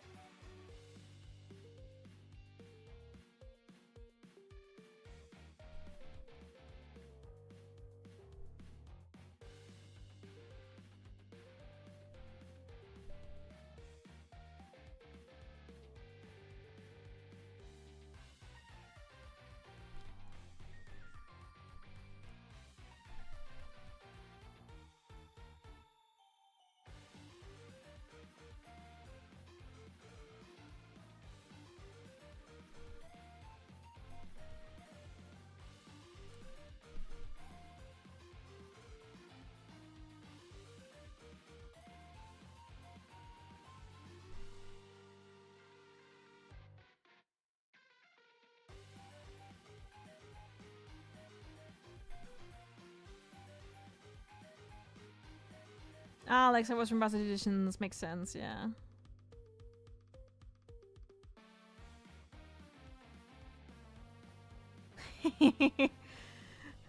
Oh, you have to go, okay. Then think about Ruby and Buffy. Glad I could put those thoughts in your hand. And also glad that I'm not the only one who still thinks about these series. They are not locked. Have a good... On the subject of imperfect gems, have you ever watched Murder Drones? Nope. Have not. Is that another imperfect gem? I like those.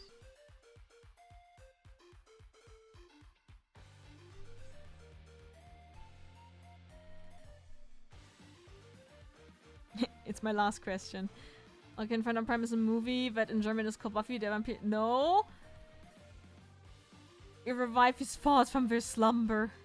Okay, I shall deprive. Okay, have a good day, evening, night, whatever time zone you're in. The Buffy movie is actually a movie Joss Whedon did before. Is it just Whedon? Did I just call him Whedon all the time? He said, I don't really care. I don't really mind. Either way.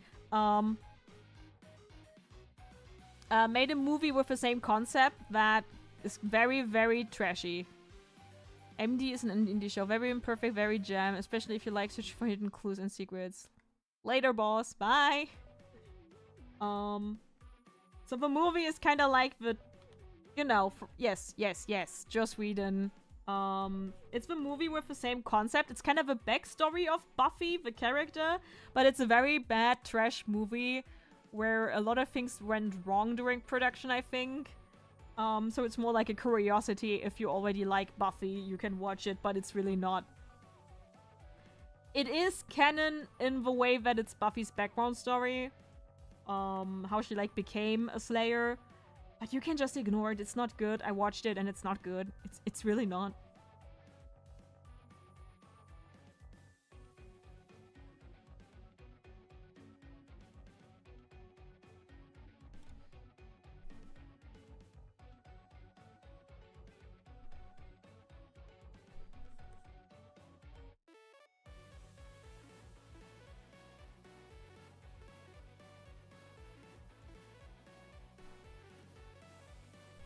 What I really would like is an anime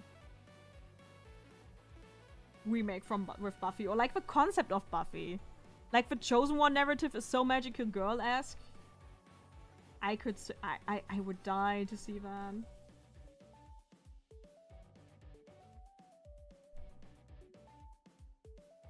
Give me sexy 2D Spike. That's all I want actually.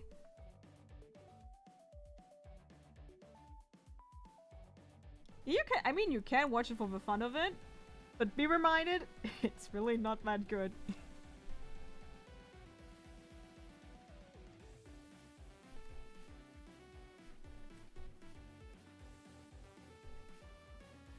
Ooh, that's a bit dark.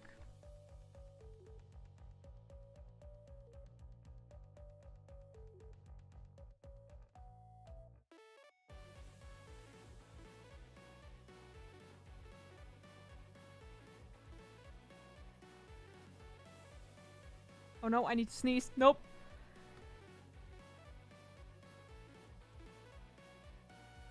Muted myself in time to sneeze. Always proud of myself when it happens.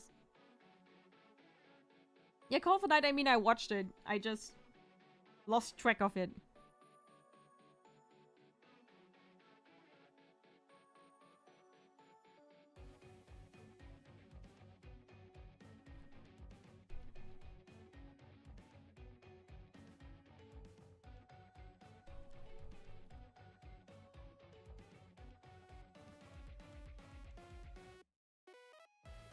Okay, I need to look up how people do like the cool...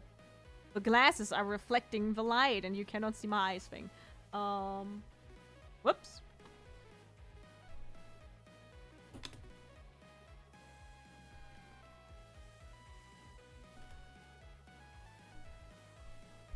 They just leave them white and they glow, huh?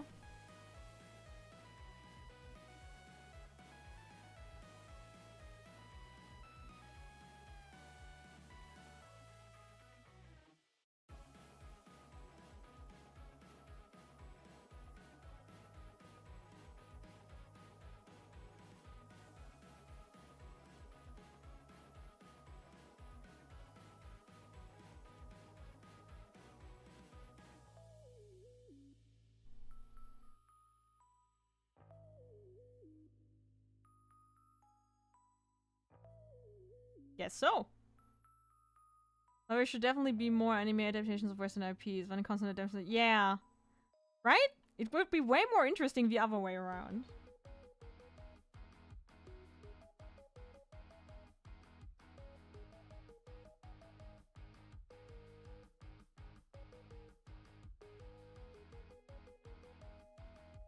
Okay, I'm gonna redo the Night Sky Wall.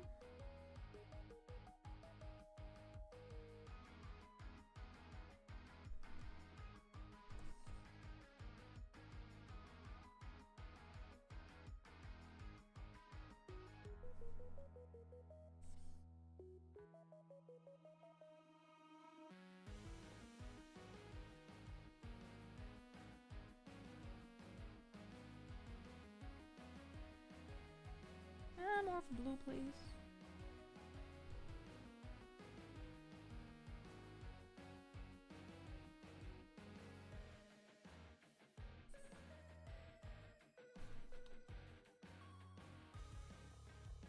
Nope, not posterization. Nope, nope, nope, nope, nope, not that.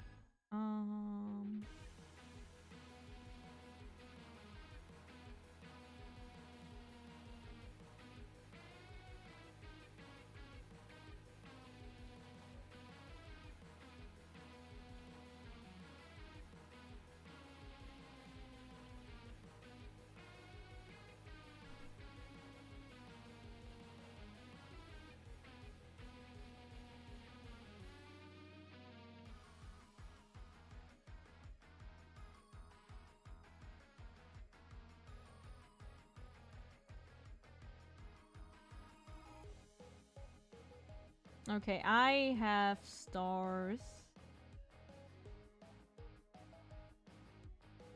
Somewhere.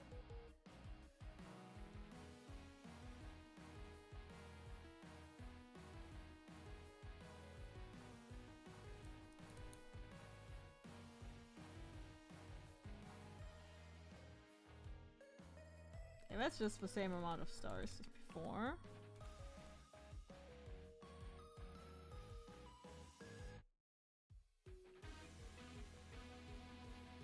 Oh, let's look too fakey.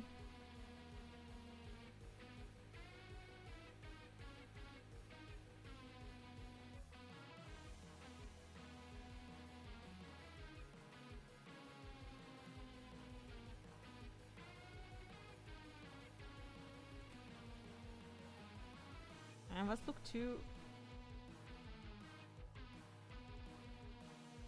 real, man.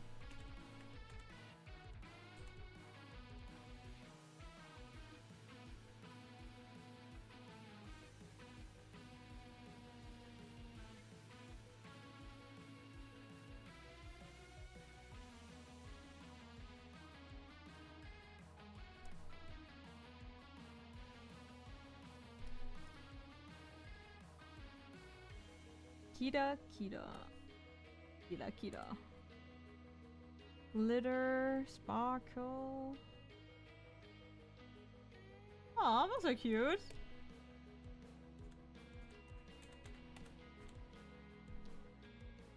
I have too many things.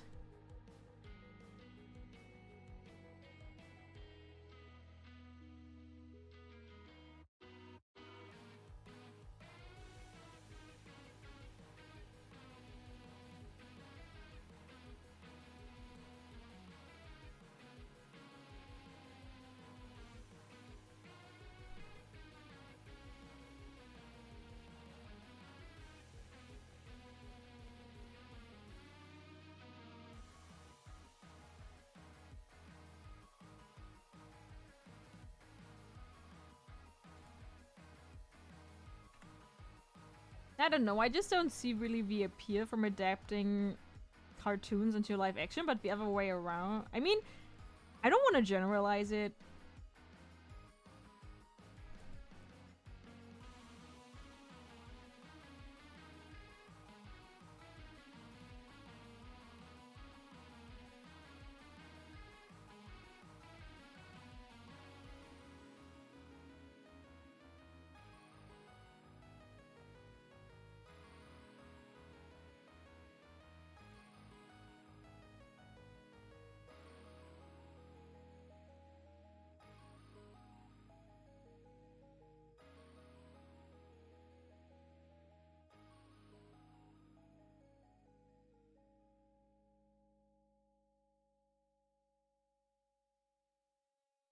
Hmm.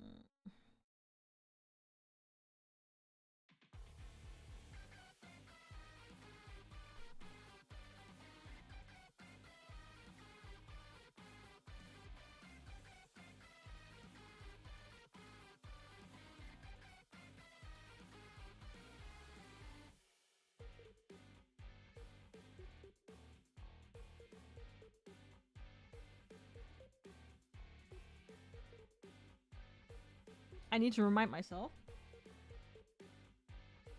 that that's above that.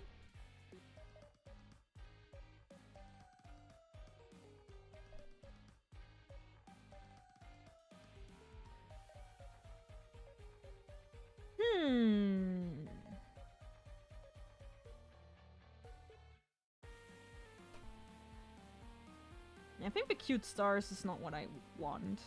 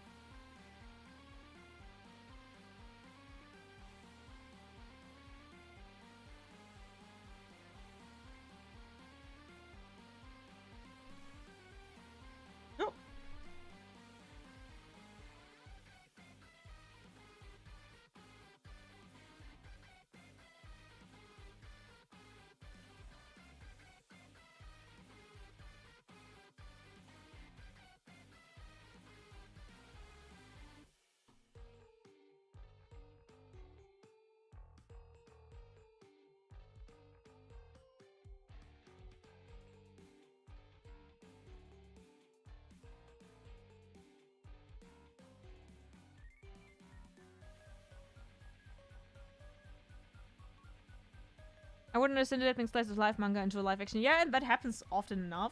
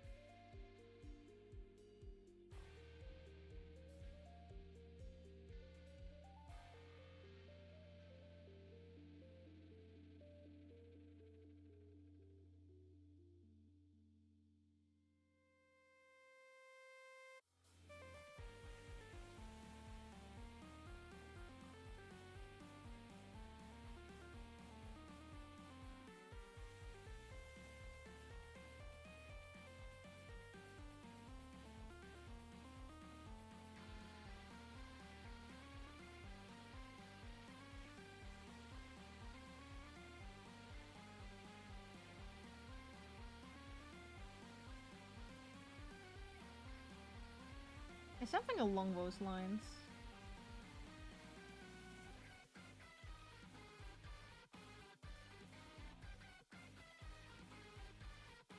See if I have something that's better.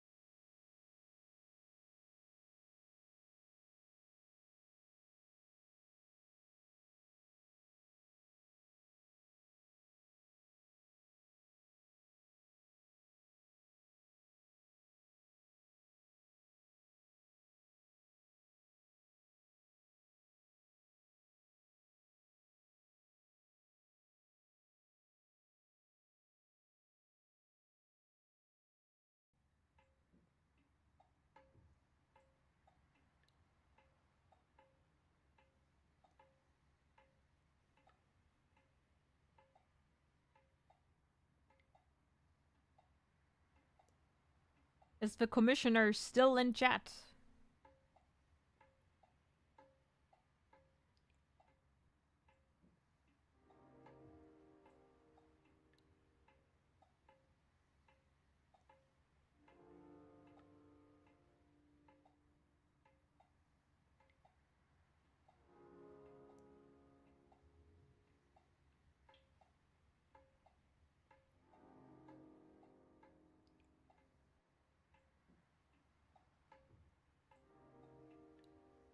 I am. How does that look?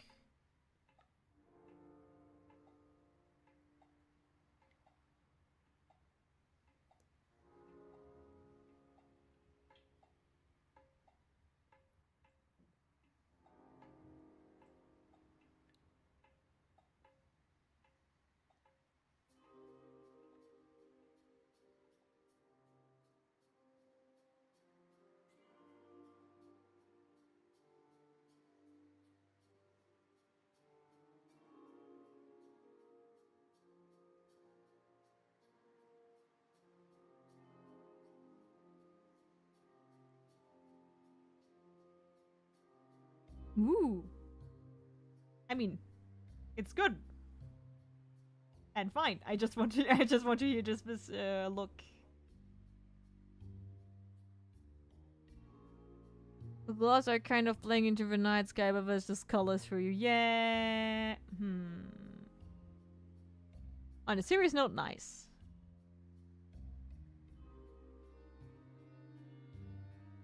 That's good feedback.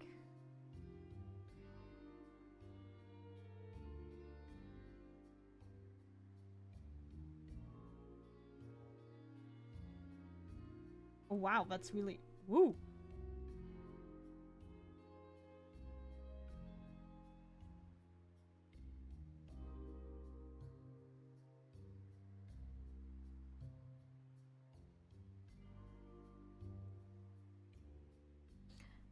I originally had, like, other... Ooh, there were, like, 3D poses I don't... registered. 3D... Single for... No! No!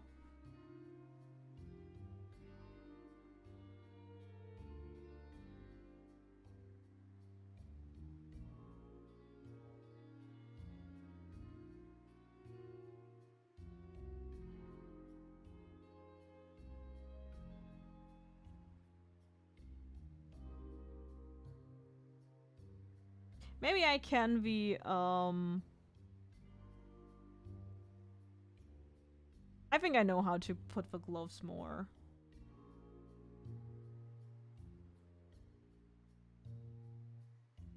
I'll just... do a little...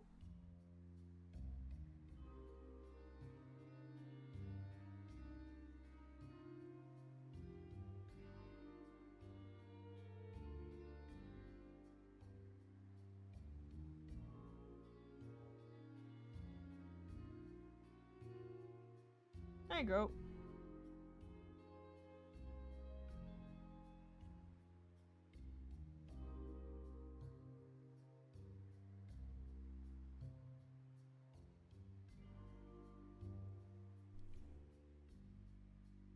Should be a bit better visible.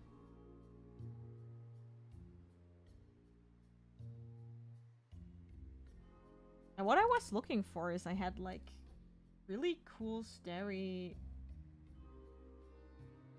stuff.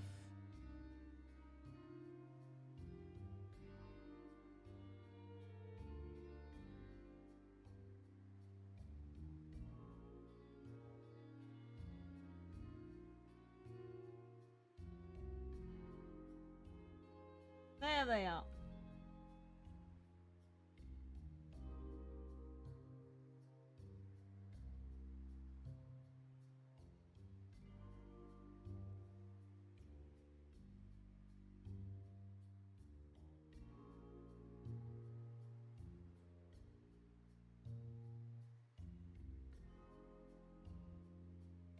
Nice, I put them here and they're gone. Ugh.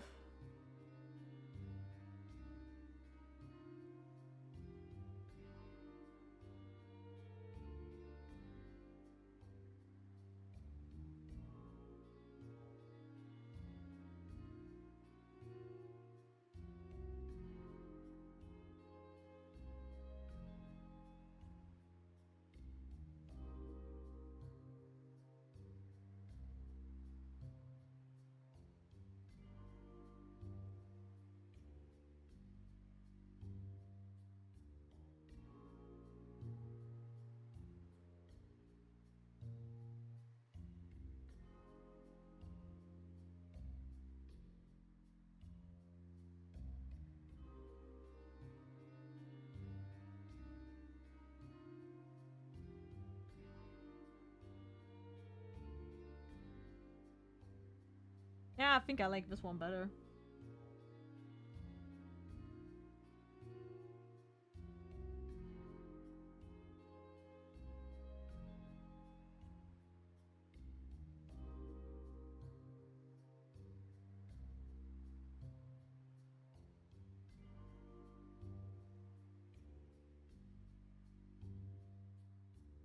Okay.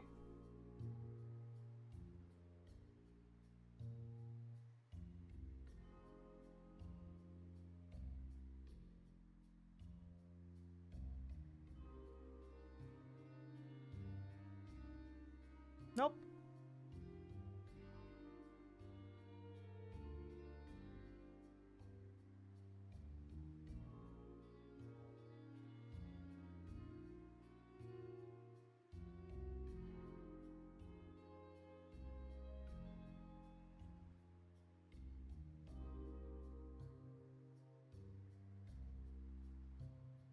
Look, I went from 2 to 4 finished commission cards.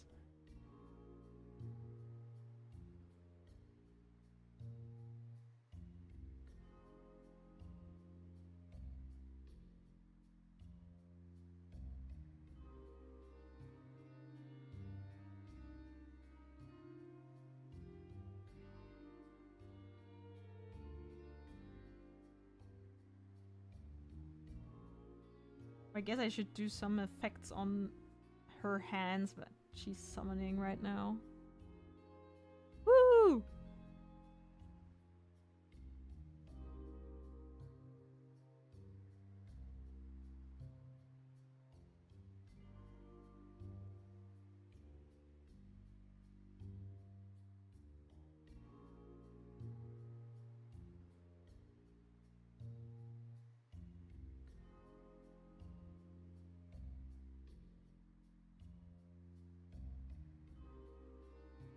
Honestly, my character is so cool.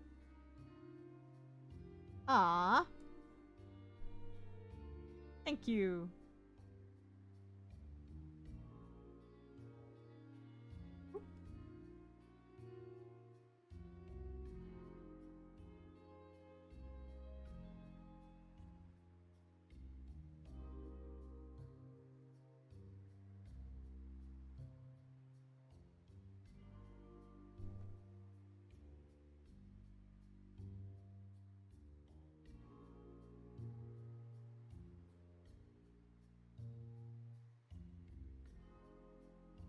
Yeah, I'm gonna do a bit cleanup later. Like, look at it over once more.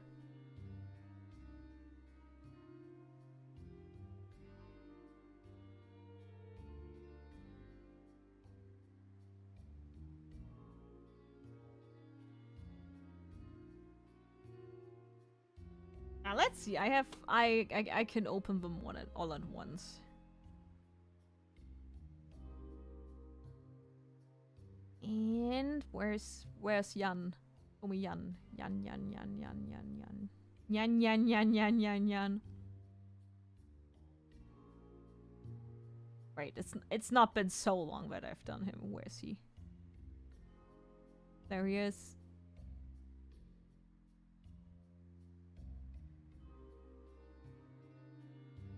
Yeah, you can tell, but I did those with my usual coloring style.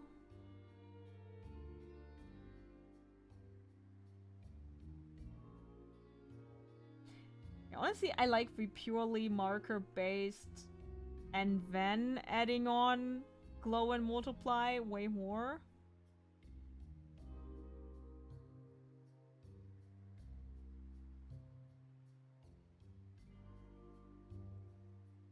Has more texture to it. But you only know after you've tried something out. Honestly, this is peak. This is the peak one.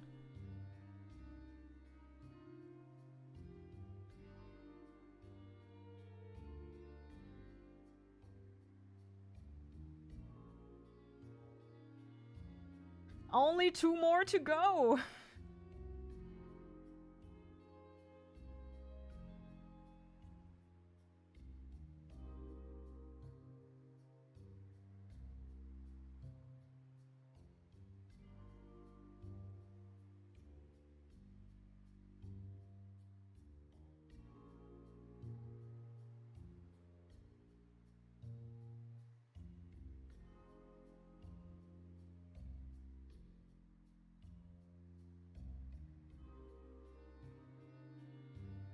You can tell that this one was the most personal to me.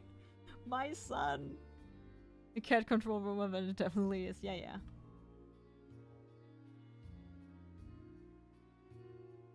Definitely, definitely.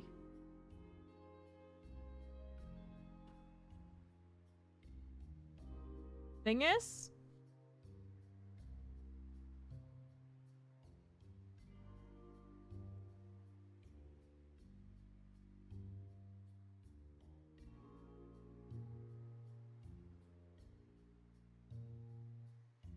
I think this one needs to be like, we need to talk about that one again because I wrote TBD there, to be defined. So I guess that's regarding the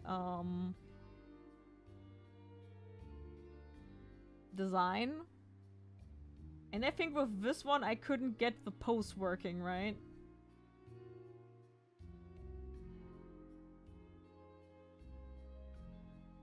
Interesting to see the sketched versions in in contrast to the finished ones.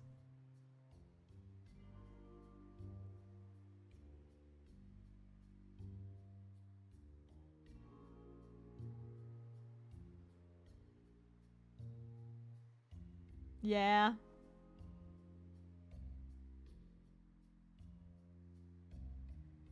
We'll talk about these.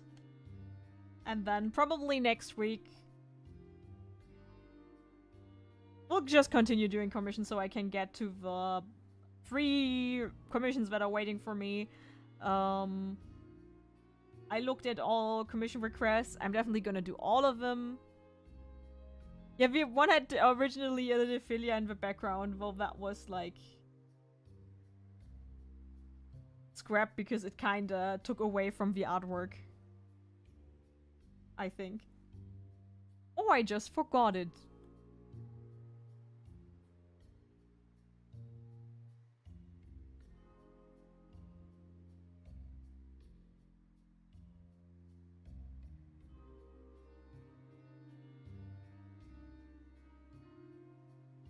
Woo! Yeah, I'm very happy. Oh, and last week we started the lead sticker. He's finished as well. Also today. Like I said, I took a week break. Love a little arrow saying Marvel, yep. That's what the arrow is supposed to express. So today I was very productive. I did good today. We're getting somewhere. Now I just need to get to the manga pages. I need to continue drawing. I know I can do it.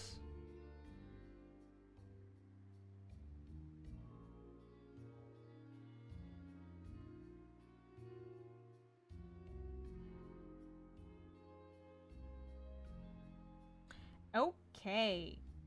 But I think with like 2 hours, nice. Streamed for longer than an hour this time. We reached the end of the stream. Thank you for the very active chat today. It was a pleasure talking to you guys today. Next week we're gonna just continue drawing, I think. Hopefully I will be able to have published the Dokomi vlog on my German channel until then. And yeah, I think that's it. I'll see you guys around on Blue Sky, Discord, and wherever else I'm posting productivity blood pack needed. Nah. Not yet, but soon. Take care. And yeah, that's it. You know, you would think I would get better at ending streams. Yeah. See you next week. Take care, and see you guys around.